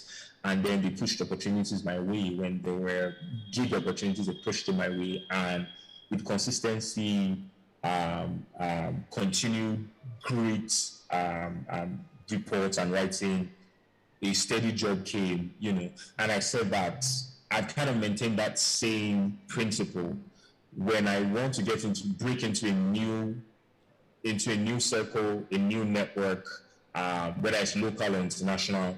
I just find that network online. Where are they online? I then begin to engage them, and by the time they're exposed to the quality of thoughts that is coming from, quality of ideas, or just how witty or funny I am or something, they like the person, they like the personality, and relationships are built. The online platform is a leveler. It's a great opportunity. I mean, we found scenarios where Rihanna, like a superstar like Rihanna, would find like some poor beggar in Nigeria or Soweto or something just through Facebook or Twitter or something, so it's that kind of leveling opportunity that the internet provides. The caveat, however, is, I mean, I've been in the tech space for a long time, over a decade, and I would say that one challenge I've noticed a lot with especially the nerds, the software developers, and a lot of builders is that they do not value the importance of visibility online or engagement online. They tend to focus a lot on the product that they're building, the solution that they're building, their business, and give very little attention to their perception, public perception, public engagement, customer surveys, or audience listening. So I just want to start with that and encourage you to please make sure that you give a lot of attention to that and listen carefully to the points that I want to highlight. So the first thing I would say is follow the leaders in your industry. This is like the first, probably like the top 15 or 20 people in your industry. So if you say you're the better business manager, find like top 15 people. It's LinkedIn, whether it's Twitter, whether it's Facebook, find them. But in the tech space, Twitter is really major here in Nigeria. So I don't know if it's a similar thing in Uganda, but I understand that WhatsApp is major in Uganda, and WhatsApp is amazing as well. WhatsApp is amazing, especially if you are selling in your sphere and follow them. What that does is, when they exchange ideas online, when they say things, when they that they share, and that is very, very important. That does you a lot of good. A lot of things that you don't know about, you get to see it from these leaders of your industry. If you have events that you're organizing, free events, paid events, you get to see them. You're exposed to these opportunities, so you can follow up. So I think that will really help you a lot. The second thing is, you begin to create content yourself, become a thought leader, and this is very, very, very powerful. There is across the globe, so they have users all over the world that stream them. And the founder, Jason Njoku, got his first investment, $3 million from Tiger Global, because he hired a PR person, and the PR person wrote about them in I think Pando Daily website, a tech website called Pando Daily, and then they also got featured on CNBC Africa. That's how the investors got to see them, see these guys, and like, oh, okay, all right, these guys look interesting. And then they reached out to them and invested $3 million. And that's what it does. It gives you visibility. You just don't know what is out there. You don't know who's looking for you. So always reach out, have a plan, to always talk about what you're doing on newspaper sites, PR business that has grown phenomenally just by continually talking on Facebook, writing on Facebook and on WhatsApp about businesses. It's helped me get more people like, oh, you do this, I need this help, I need this service, I have this problem as well. So just talking and writing. So find someone within your team who is a good storyteller to do that, to tell the story of. Another thing is, in terms of content, there is a wonderful lady here in Nigeria who does this very, very well. Her name is Chioma. She runs a business called Accounting Hub. She does accounting for SMEs. She has about probably 50,000 followers on Facebook. Every day she dedicates about an hour every day to writing about accounting, doing accounting for SMEs. It's amazing the kind of content she churns out. She talks about the problems that SMEs have. She creates stories. She talks about real life experiences she had, employees that are defrauding their bosses of $10,000, $20,000, $50,000, and how she used that solution to help their bosses identify that, wow, money is leaking out of my business, and then they arrest the person and then they recoup their money. They make for great entertainment. They make for really convincing marketing strategies. She has, so at times some of her articles go viral outside of Nigeria, and you see people in francophone countries translate her stories. Like, she's that magnetic with her storytelling. She's been investors, like, at times she writes about investors, and she's no longer the one looking out for investors. Investors are pitching her business every day, just because she's doing great storytelling, about what she's doing, so you have that kind of power. The second thing the next thing I want to talk about is visuals. Aesthetics is very, very important online. Use great pictures, use great graphic designs. I understand that a lot of people outside of Nigeria is very emphatic on image. I understand that a lot of African countries aren't, but it is very important that you work on your image, the way you are perceived, so that means graphics, designs, and all of that. Your pictures, use great scenery, polished pictures. It's very important. You'll be amazed at how well your audience would be, or your customers would be when you have really great visuals. I'd like to wrap this up. Talk about my time is almost up. I hope the information I've shared has been useful. Thank you so very much. Thank you so very much, everyone. Thank you so much, Adegoke. And I think what I really hear is the consistency. It's just interesting that now storytelling can earn money, and what this what this online space looks like. You know, in the past we've talked about a global market and globalization, and today it's just becoming, you know, closer to our faces and our reality. So thank you so much for sharing those insights. I think you've opened us up to the conversation. So without further ado, I'm going to call up our panelists, led by Albert Muchunguzi, who is from TBWA, but I will let them introduce themselves. And we have Raymond Mujuni. Welcome back from your honeymoon, and we're glad to have you. And a lady to even out this panel, Pamela from Blue Flamingo. Please come up front, and we're excited to get started. It's not fair that the men are sitting on that side and the women are going to end up here. So I'm going to ask one of you to come here so we can even out this gender thing.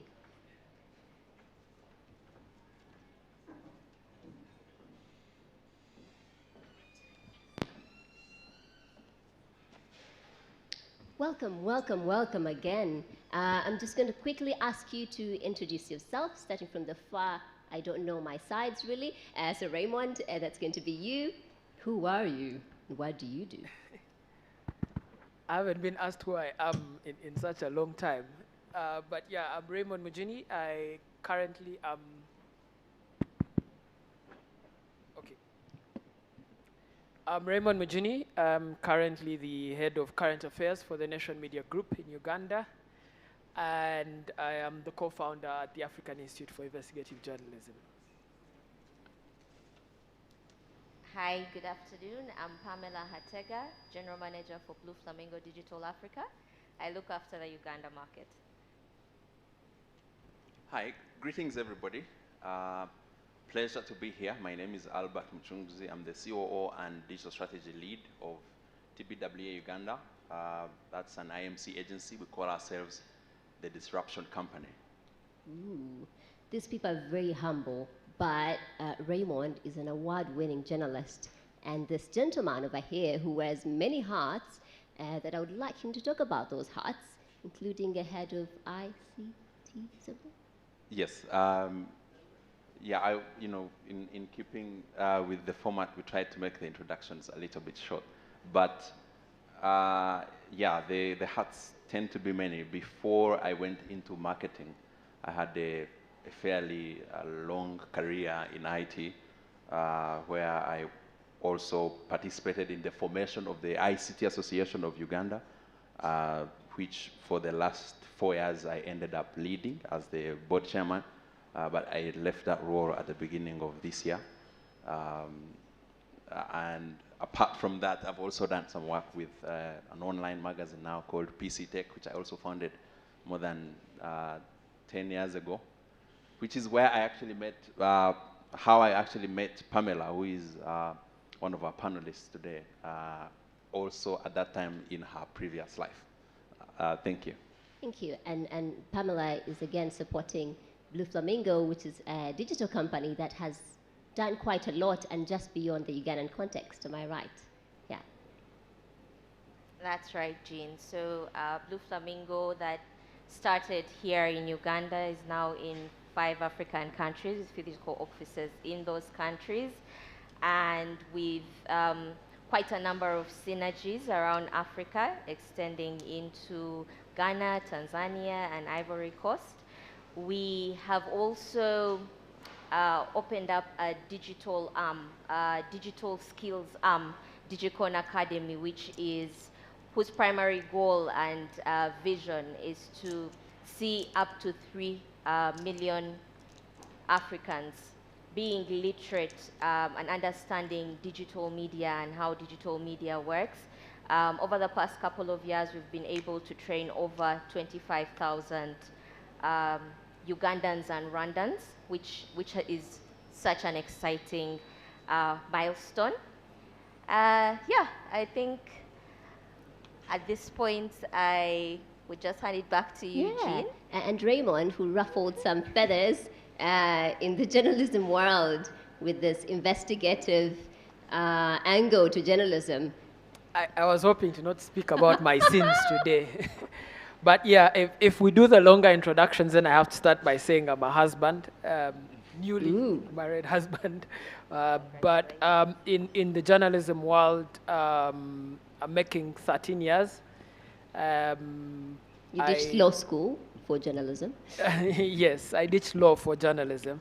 But I'm currently just tinkering with that new Nation Media website, which is trying to produce content for 54 African countries and sort of create an African media for Africa at the moment, yeah.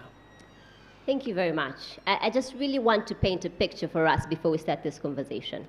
So I was reading on some statistics of online media, and I was really taken aback. So we have 57.4% of Ugandan internet users on Facebook. Yeah, we have 74% that check their Facebook every day. And in the Twitter space, it's 77% of the population is on Twitter. And brands feel positive when they get a positive retweet from Twitter.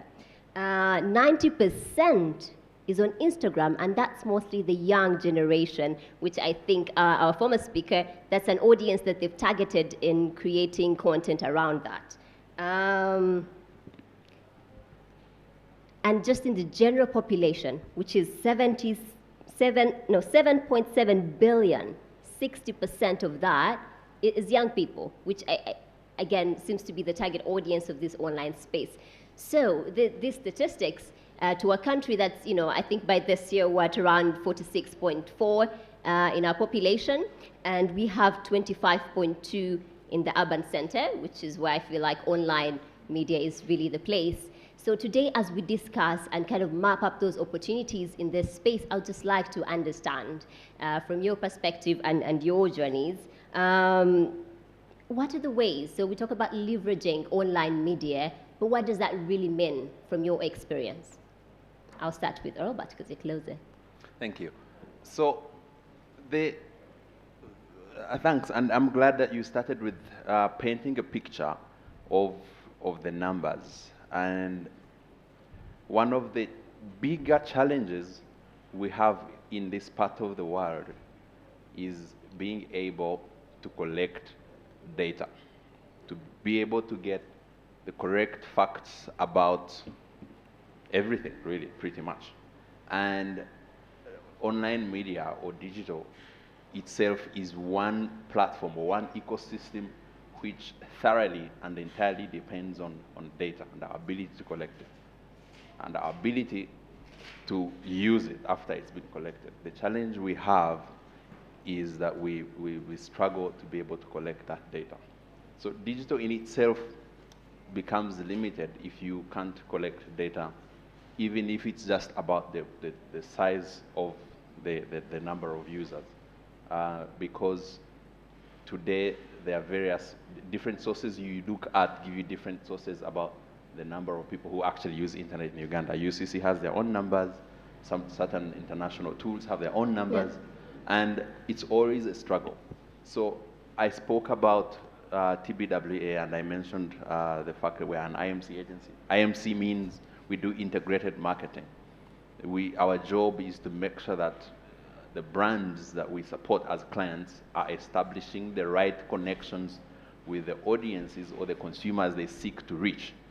And how we do that means we have to be able to understand the audience, the interests, and then we mostly come in two ways, in terms of the content and in terms of the dissemination of the content. So if you see some of the work that some of the top brands are putting out, some of it you'll find we've had a hand in it. The likes of MTN, you've seen some work from Nile Breweries, Uganda Tourism Board. We've supported some of those brands. And I'm setting this context in order to bring it back home to how can we as entrepreneurs, we as young people leverage these platforms in order to grow our own businesses. From my experience and in my work, my life working with startups, of course through ICTAU and what, you find that the startup ecosystem is mostly consisted of very talented techies, people who are very good at product development, but they struggle when it comes to promoting such products and also being able to get the interest of the users right and how to communicate the solutions that they give to these users.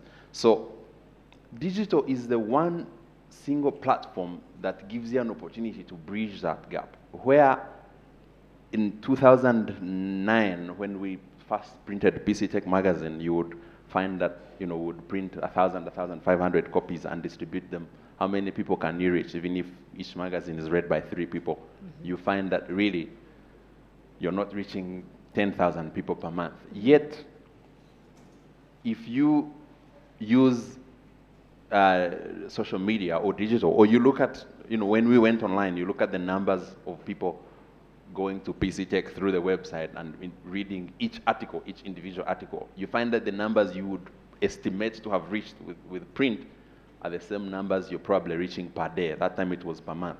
So digital gives us that opportunity. So how do we, as entrepreneurs or as young founders of startups, leverage our budgets, which sometimes, let's be honest, are a bit thin, in order to be able to establish the right connections? One, start with the basics, have the presence. Understand that it's okay to be on these platforms, to have an active website, tracking analytics so that you monitor your growth, have a Twitter account, even if you don't know how to create a content calendar, just be there and say, today we were speaking at Kampala Innovation Week, because that is how you start. So you have to make sure that you fix the basics. And once that is sorted, then put in place a team that is going to help you make sure that you're not active on these platforms on an ad hoc basis or as a one-off, but you do it on an always-on basis. Because, believe it or not, over time, it adds up. It might look like a cost at the start, but if you do it over and over again, you will find that the platforms will help you in terms of recruiting new customers for your products, recruiting new partners, etc., etc., etc. So over time, what looked like a cost begins to give you actual returns. And that brings me to the last point. I'm not sure how many minutes I had for the response. The fact that you should be able to estimate, if not calculate, should be able to estimate your returns or your return on investment, as people like to call it. Because you have to choose what it is I want to get out of this platform. And you, in terms of digital, you will probably measure returns in terms of how many new followers you've got, or how much engagement you've generated, or how much conversion you've driven. Conversion meaning the transforming people, traffic to your channels or to your assets into actual paying customers. So this is a large conversion channel that you have to keep in mind, knowing that if I reach, in broad terms, X number of people, the people of those who will engage will be X divided by a certain factor, and the people who will end up being customers will be even much smaller, which means you have to make sure that you upweight or amplify the reach as much as possible, because the people you'll convert will be much fewer. But to sum it all up, it is more important to be doing the basics and to be having that basic presence and start to do the basics before you go into the advanced measurement that sometimes or quite often needs experts and bigger budgets. Once you start, the rest will sort of fall into place. Thank you very much. Sorry for the lengthy response. Well, we have a bit of time. So from the journalism perspectives, I'm really curious for you to contextualize online media. Raymond? From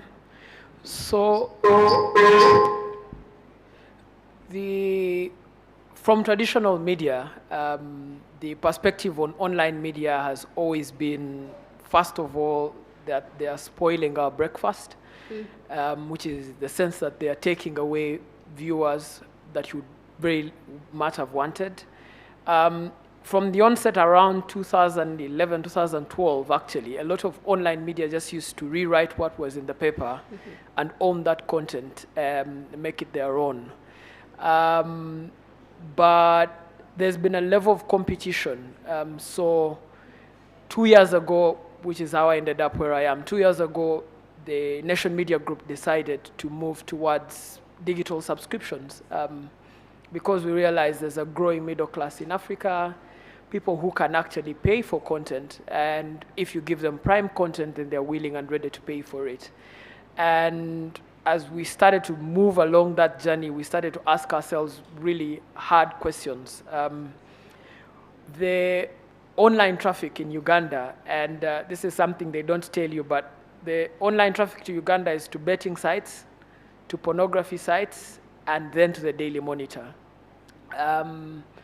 By 11 a.m. in the morning, the Monitor has gotten about just 50% of the visitors who have gone to betting sites and pornography sites.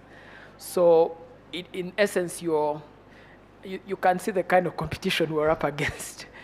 But what we've learned from the world of going online and actually monetizing online is, one is we've learned user habits.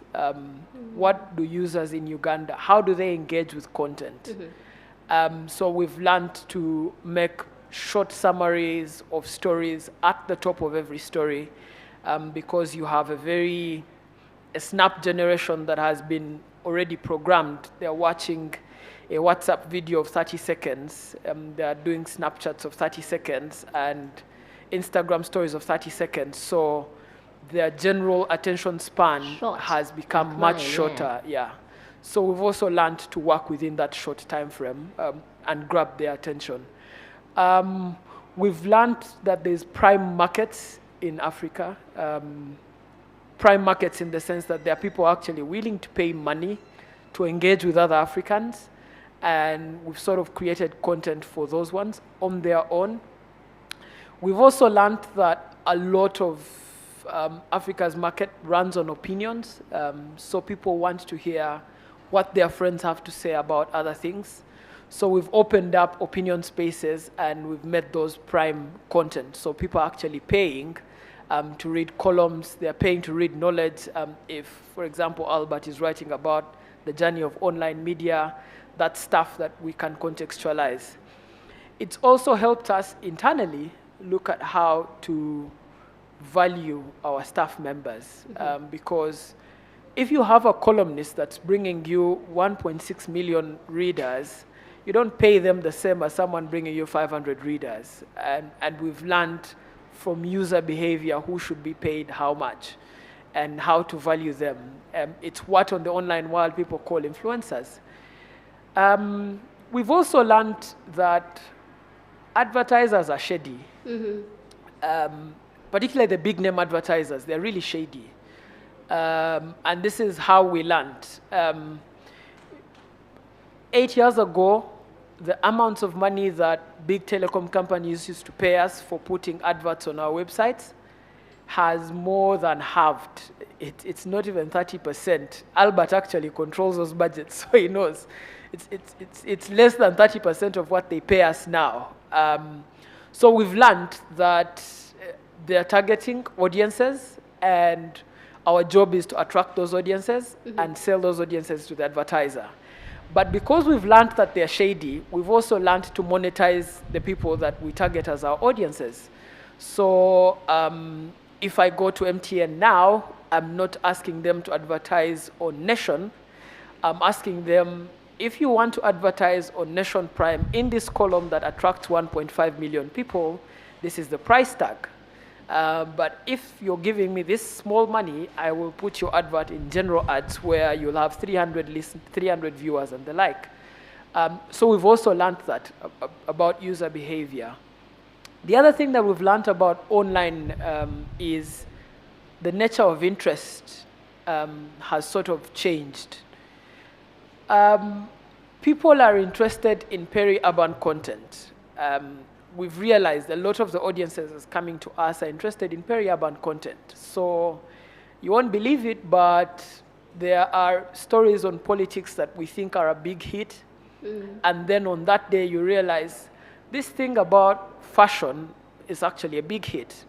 We've realized gardening and homes, those are big hits, that stuff that people are coming and actually paying top dollar to access. So by learning that user behavior, we've learned to also adjust how to monetize that user behavior. And that's created, one, it's created employment for those of us who understood the online world before we got into journalism. It's created space for the tech world coming into journalism, because then now a lot of the people inside newsrooms know how to do journalism. They don't know how to do tech stuff. And a lot of journalists and tech people don't know how to do marketing. So we've also had to sort of bring in new people to understand those markets for us. And we've also learned really that Africa is one big village. So we've learned to do away with territorial borders in our content. So there's a time we'd say this content is specifically for Uganda. Now, there are stories in Uganda which are big hits in Kenya, and we must continue to feed that Kenyan market with those stories. And that also allows us to tap into Kenyan advertisers, not only limit ourselves to these advertisers in Uganda. But I also tell it's a painful journey. It's a really painful journey because it's come with laying off people. People who are really talented, but they sort of don't fit in the big picture. Yeah. And it's painful because now you have to retool them to learn the new world. And if they're not willing to learn, then you have to let them go. So that's painful. I think that also preempts a little bit of our future conversation. So Yes. I'll come back to you as we find what's the home and future for traditional media. But I want to let in Pamela on this conversation. How can companies, we've used the words leverage too much, but I want viable ways that companies can start to appreciate what Blue Flamingo is doing, for example. Yeah. So it starts with the consumer. It starts with the consumer. Yeah. So that's the starting point, and some of the insights that we've been getting over time, just working with various brands in various industries, from banking to telecom to FMCG, also just working with some SMEs and startups in understanding what it is that their consumer is looking for. Now, the opportunity that digital media gives entrepreneurs, corporates, and business owners alike is the opportunity to hear from the consumer direct. So it gives you engagement and interaction with the consumer, and it's not for the faint-hearted. It's being authentic is one of the first things that you do while you're using online media or digital media, because consumers are outside of your boardroom. A lot of the times we sit in the boardroom, we like it. The consumer does not like it. So we have the opportunity through online media to hear back. And when we hear back, then what do we do about that? Because a lot of the times we put the content out, and then, yeah, the comments are there, just lingering around. But the important thing, and one of the key things that you can do right that almost seems basic, is just to listen to the consumer and then co-create with them. The other thing is personalization and also co-creation with the consumer. Because when you put out a product, maybe you have a startup company and you've put out a product, primarily what you're looking for is the demand.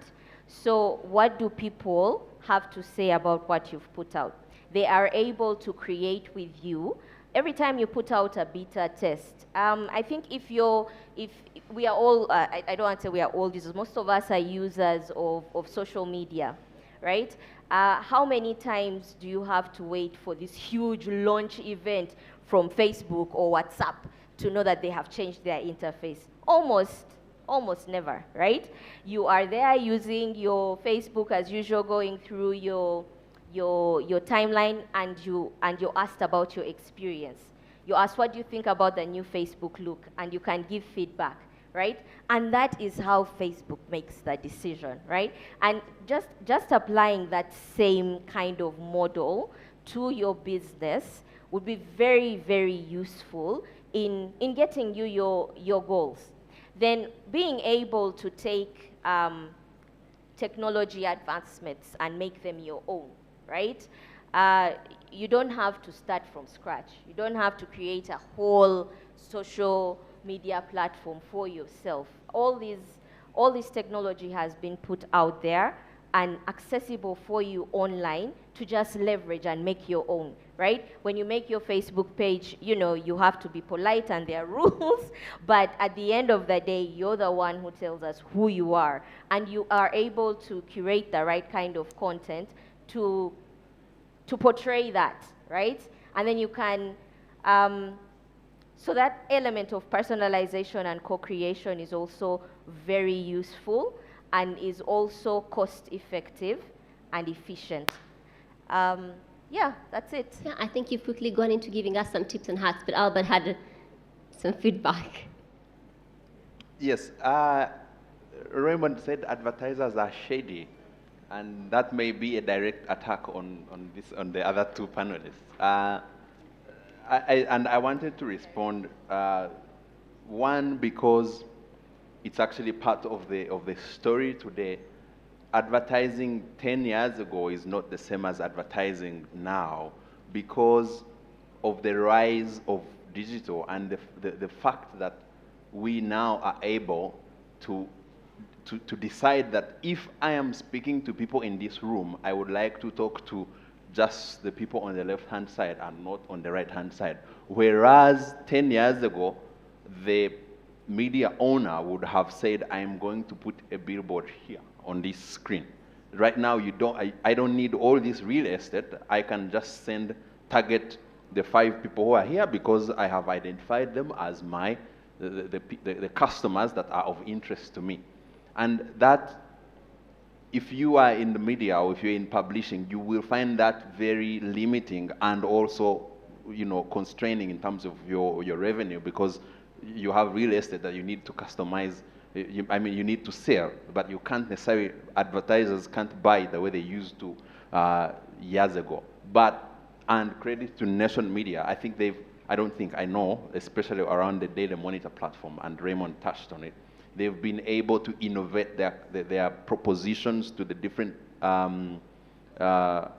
advertisers based on content and based on different interests, which is great because it means advertisers reach, as I was saying, based on segments, they reach only a specific segment, and they don't have to pay for stuff they don't need. So if you're in online media as a publisher, then you have to be able to keep that in mind. One, how many users in very specific terms am I attracting? How many of these users are useful to XYZ advertisers? And therefore, how am I going to propose or to create propositions that the advertisers will find exciting and therefore buy into? Because it's not just about me having 100,000 people coming to my website or my app every day. It's about how many of those are of value. And you'll find things like market share, or so if you're in media, you'll find, you know, one media house saying I have XYZ market share, and another media house saying, but I have XYZ value share, because just having so many people in itself may not be useful to advertisers. So yeah, that's the feedback I wanted to be able to bring up. And also just to emphasize, the media has to be able to participate in the storytelling journey, because that is what the advertisers want to help them establish these connections with the audiences. Thank you.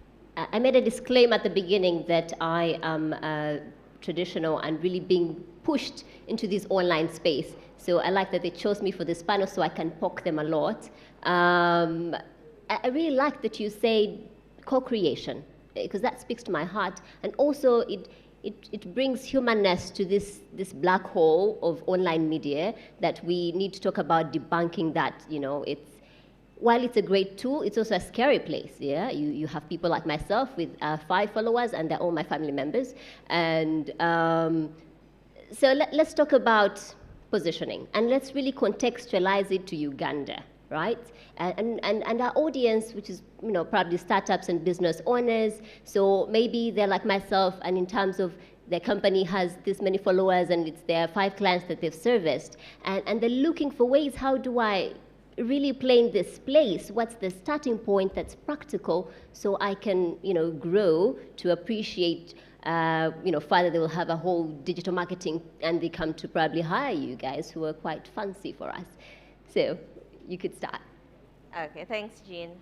So I'll just pick up from something that Albert said around relevance. So when we come to talking about positioning, at the same time, when you start your business and you're trying to tap into the online media, the first thing to do is to just sort of craft a buyer persona, right? And just sort of understand who is the typical person that needs my service, or who is a typical type of person that buys from me, right? And once you have who that person is, give them a name, call them Jean for the female, and then call the other Albert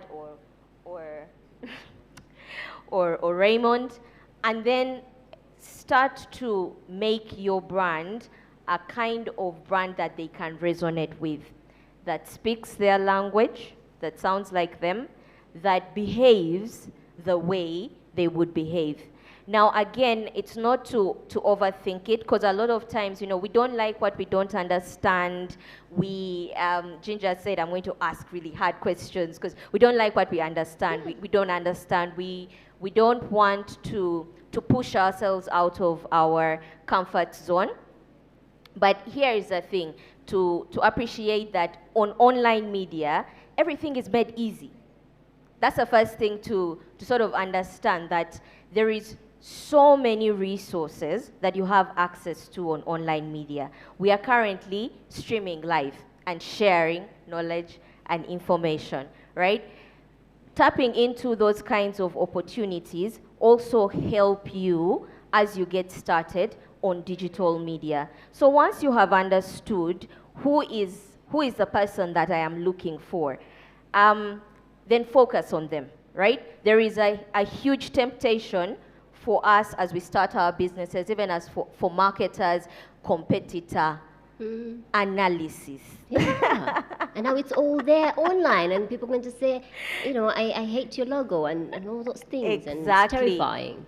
Yes, so rather than focus all your energy on your competitor, focus all your energy on that buyer persona that you have identified, right? And if you find that buyer persona is not interested in what you were providing, then maybe you need to rethink that, right?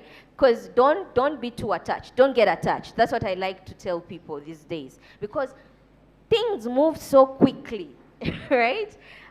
So if your first buyer persona has gone through a testing period, and that's also another thing about online media, the ability and the opportunity to test. Even first with smaller budgets, you test, and you see the response. Then you're able to, with customer feedback, tweak and optimize, right? So if there is something they don't like, you're able to tweak. If they absolutely hate it, go back to the drawing board, right? Start over. And that's what's so useful, right? And even when you're positioning, like we sit down in the boardroom, 5 of us, and we do what we like. Then we put it out to our brand persona, and they have a completely different idea. We need to be big enough to say that this positioning is not going to work for the socio-economic class we are targeting, for the gender that we are targeting, for the kind of persona that we are looking for. So that's really critical when it comes to positioning. Thanks. Raymond, how did you position yourself? how do you position yourself? Yeah, I'd like Raymond to answer from his perspective. I don't know if I'd speak to positioning yourself, but the one thing that I'd like to speak to is understanding the kinds of markets that we're working with currently. Historically, we haven't had a consumer market. It's just emerging now. Our markets have largely been constrained to regions and areas. So if I stay in Muyenga, I normally buy from Muyenga side. What online media has done is create the idea of one delivery of products closer to the person, which has allowed us to consider products outside of our own ranges. But also it's allowed us to take our eyes off traditional advertising and look at much younger, much better products coming from much better companies. And that's slightly different. So if you're positioning yourself as a brand, the first thing is maybe first work with the product that you're selling. Because people come to you for the product. So sell a product that people want, because you might sell a product that people don't want. With the best positioning, nothing will come of it. And that's something that's tried and tested through marketing. Secondly is, I don't advise this, but I normally see people doing it, influencer marketing. There's different ways to understand influencer marketing. There's people who get products to trend in the sense that many people see the product. But there's people who will get people to appreciate your product. And that's the difference between influencers and all this guerrilla marketing that people are doing.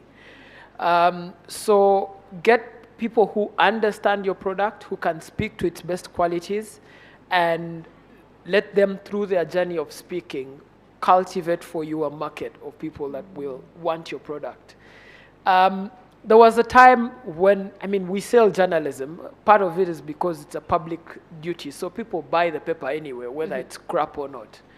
But when we came online, if it's crap, there will be 2 views after 5 days, and you ask yourself, who wrote this crap? And that's something that we're starting to ask, even on like user-generated behavior. Starting to ask ourselves, why do 2 people come to this, and why do 1 million people go to this? So part of that is really the kinds of influencers that exist for the kinds of product that are there. So I can tell you now, if you write about Shiba and you write about President Museveni, 4 hours down the line, we know whose article will be read the most. We won't say which one. Yes, we won't say, but we know whose article will be read the most. But because one brand has cultivated a level of conversation around their fan base that sort of explodes anything that comes from them. So we've also learned that. But at the end of the day, I think for me, the best advice I could give to people is learn your market. Don't target new customers. First, learn the ones that you have. And the ones that you have are the ones that open the gateway to others. A lot of online purchases I have also learned are through friends, friend recommendations. Someone buys a plant, sends me a recommendation. I buy the plant, send the same recommendation to another person.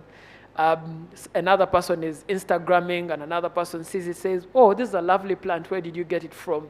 Those kinds of recommendations stick over time. Now, if you don't learn your users, and if you don't treat them as the best that you have at that moment, you risk offsetting. So if you deliver to me a plant that's bad, even if another person admires it, I'll tell you, oh, this is a nice plant, but the people delivering it are not the very best. So probably try elsewhere. And if another person has a story in the market of being a good deliverer, they will actually take up that kind of product space. So those are some of the tips that we've learned. But for us, the journey has mostly been study the user, then that user opens us up to understanding what their age range wants, what their consumer needs are. Yeah. it's really unfair that we have 40 minutes, and I'm really itching with so many things that keep popping up in my head. So I'm going to make some of this selfish for some of what my struggles are. So you've talked a lot about know your user, understand them, and all this cool lingo in that online media space. However, we've also established that the attention span of online media is so limited. Like we flicked through, it was something about people watch 1 billion YouTube videos in an hour. That's crazy. That means they're flipping through and flipping through. And so the attention. So let's talk, can we address market retention? Yeah? What does market retention look like when people check my Design Hub page and that's it? How do I translate that in some kind of, market retention? Does my question make sense? Because it does in my head. All right. Albert, you want to start? Yes. Thanks. I started my presentation today talking about the ability to collect data. Data can be in form of numbers, but also interests. So if you are running content on Design Hub page, you have the ability to look at, to categorize your content based on what is popular, what is,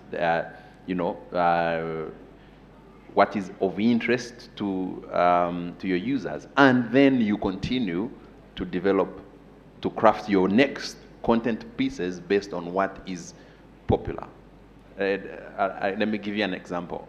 In 2017, when we had just, we TBW had just started with the MTN account, we started a trend that we call disruption. The market calls it trend jacking, where we would look at conversations that were happening, whether it is about a certain guy kissing a certain prophet's shoes, or whether it is about, stories like those, and we would create content or advertiser content that would be in the conversation. How many of us remember Omwavu Wakofa? At that time, we were doing something, those memes were making rounds about Kermit the Frog, and we had a client called Standard Chartered, straight jacket, serious guys, they can't play in memes. And then we sent them a certain banner we had done around that. And after various levels of approval, we eventually went out with the ad. I can tell you, everyone in Standard Chartered said, finally we have an agency. Finally, the local person can relate to us. Because you create such content that people that interests people, people will always come back and want to see more and more of what you're creating. So it's about being able to read the audience sentiment and say, even if this is great right now, maybe it may not be the right time to say it, because maybe a lot of it will alienate a lot of my audiences. So you have to be able to get actual data about who your audience is, and then create content for them, because you're sure that they will find it interesting. The other thing, generally speaking, is if you're creating video content, keep it short, because you will find that people, as you said, their attention span is not very, very long. So they want to come and see it and go. Keeping it short is not enough. Sometimes you have a news bulletin which you need to go through. There's what they call front loading, which means you put the key message that you want people to take out fast. And Raymond will tell us that's probably why the big story comes first, then the second big story, the third big story, and by 9:15 there's a poll, and there's a sort of audience engagement thing on the news, because they want you, if you have only 5 minutes, they want you to come and get the big headlines for 5 minutes and go, and also come back tomorrow, because you're going to find that content that you're interested in. So it's the same way it works even online. Identifying what your content what your audience want, how much time do they have, how do I deliver it in the channels that the audiences are already sitting in. Yeah. Thank you. Pamela, in 1 minute. 1 minute. I'm so sorry. I was hoping to get 5. Channels.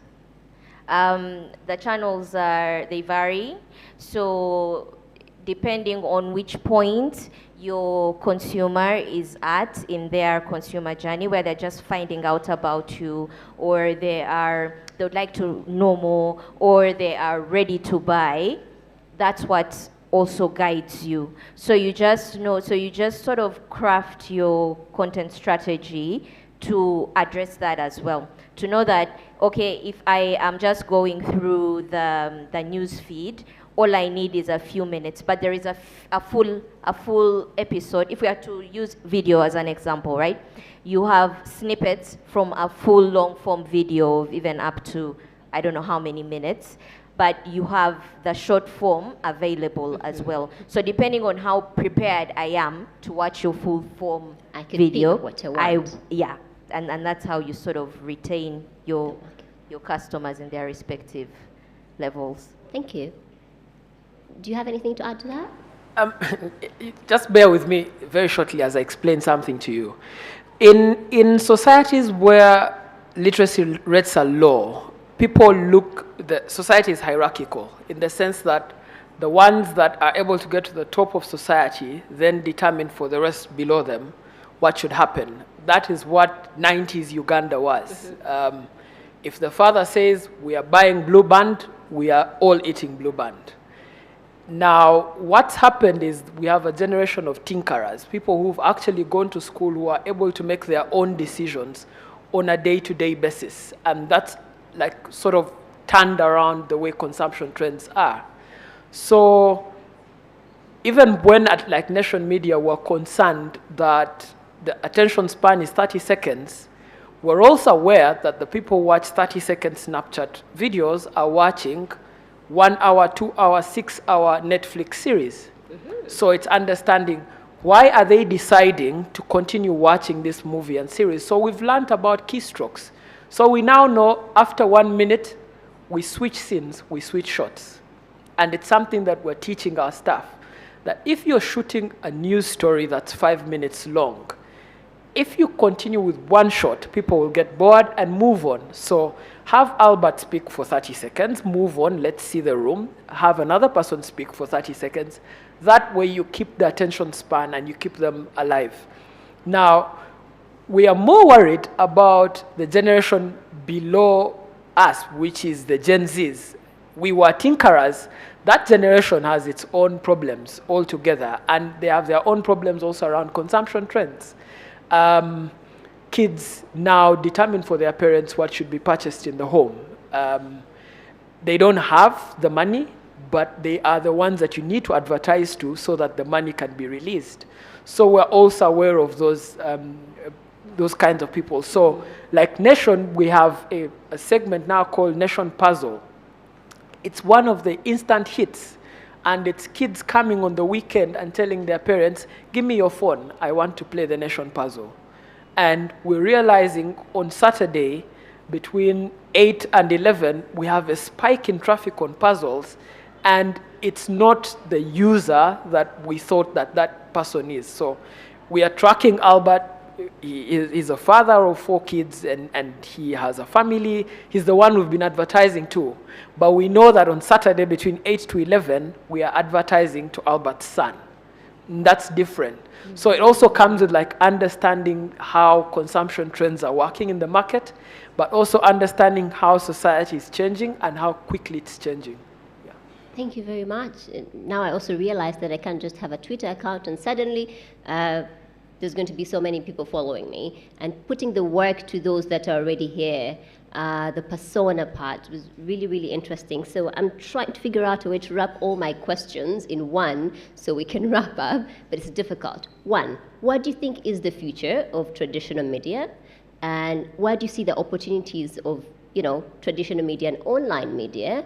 And the gaps that you feel, because I'm hoping that some entrepreneurs can have light bulb moments. From your experience as players in this space, what is that's lacking that you just wish could be, an innovation around online media?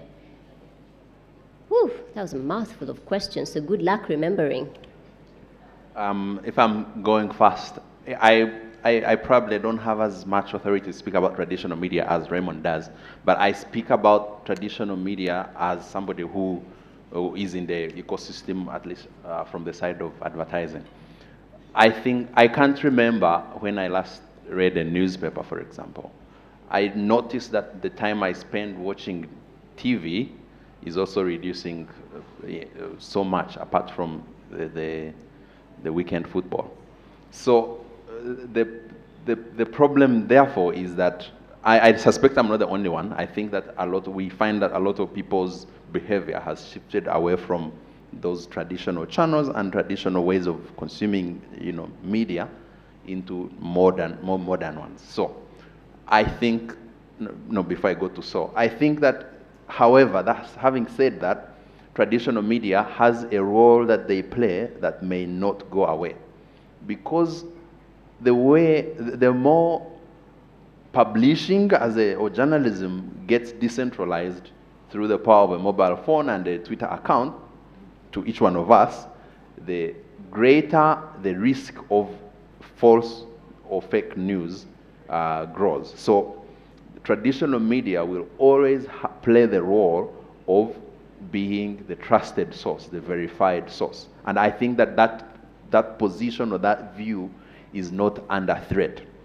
Therefore, I think that the future, therefore, is on how traditional media can reinvent the way they consume they package the content and disseminate it in ways that are, on trend, that are happening now, so that they continue playing the role they play as the sources that we trust, the sources that we need to go to if we need clarity, without losing touch with us. So if the old platforms, I think they will eventually stop to exist, but the role will not go away. So how do they use new media to continue to be relevant and to continue to play that role? I think that's how I would put it. Yeah, so because we spent so much time in this discussion focusing so much on online media, the truth is that there is still, in this market, for example, in Uganda and in a lot of African markets, that there is 70 to 80% population that does not actually have access to online media. So when we look into the future, the important thing is going to be early adoption. Because when you see, when you see the trends changing, then you adapt quickly, so that by the time things change overnight, you were ready. So it's just like there are people who had never registered for mobile money or bank wallet transfers, and then there was a pandemic and people couldn't go anywhere, and there you go.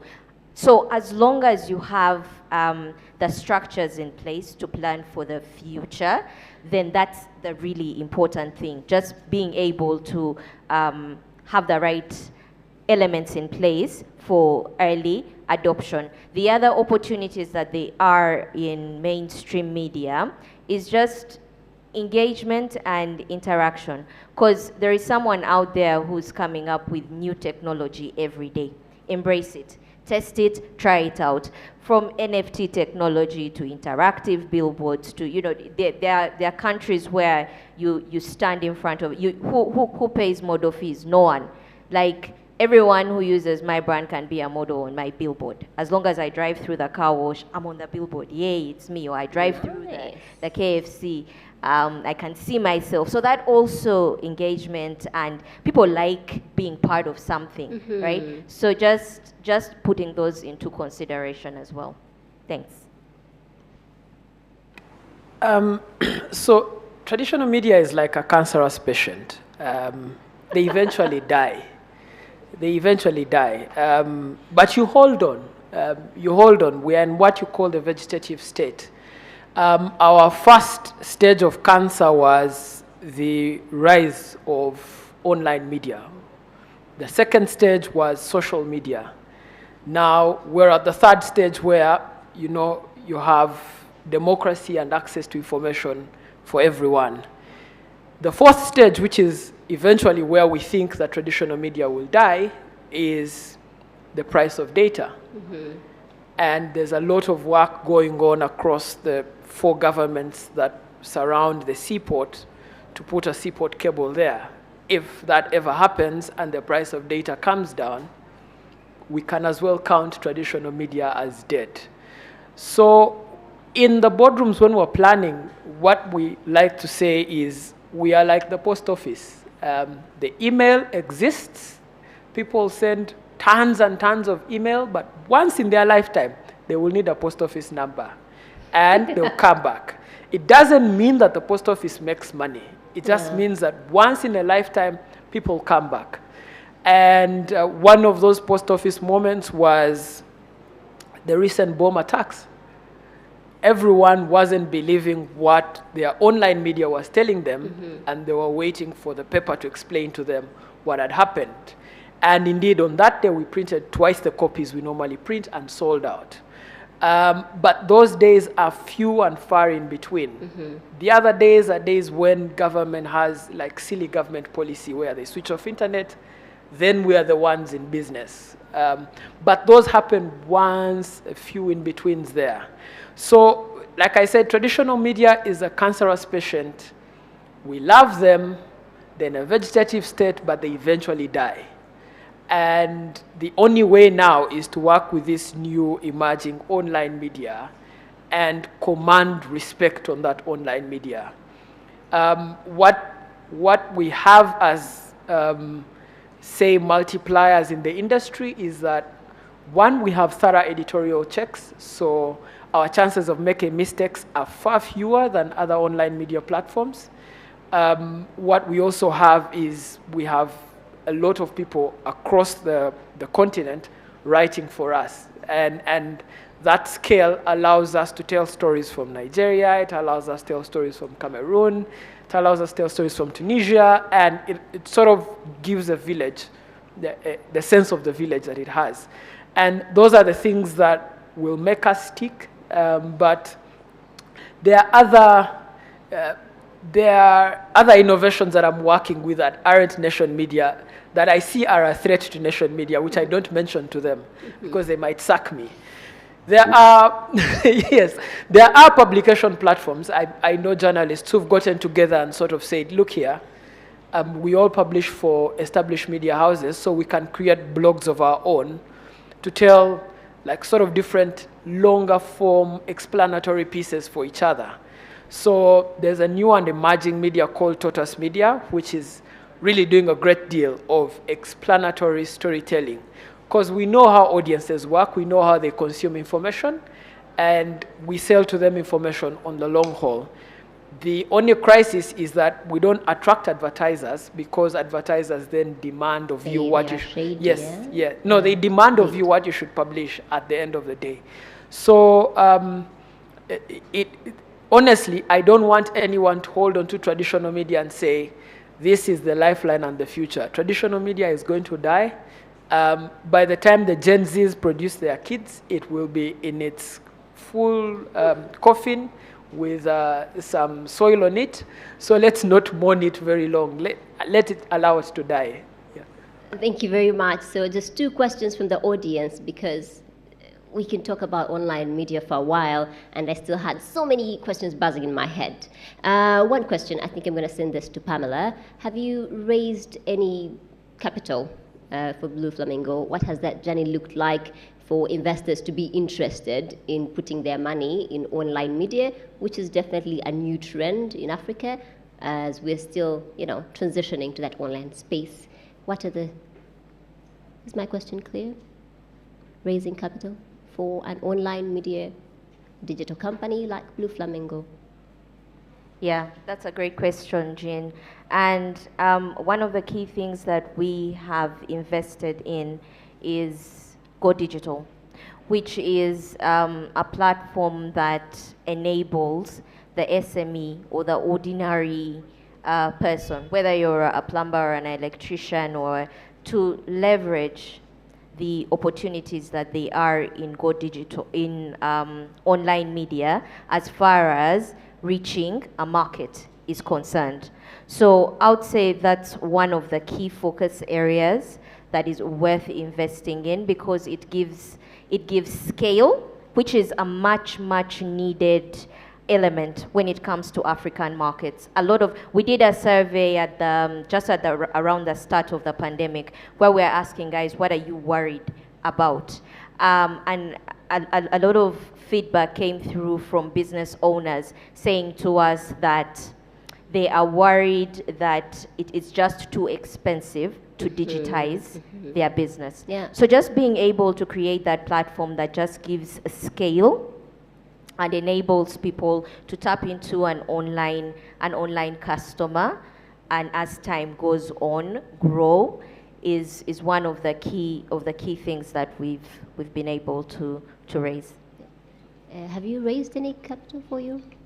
Okay. But what I really hear from you is that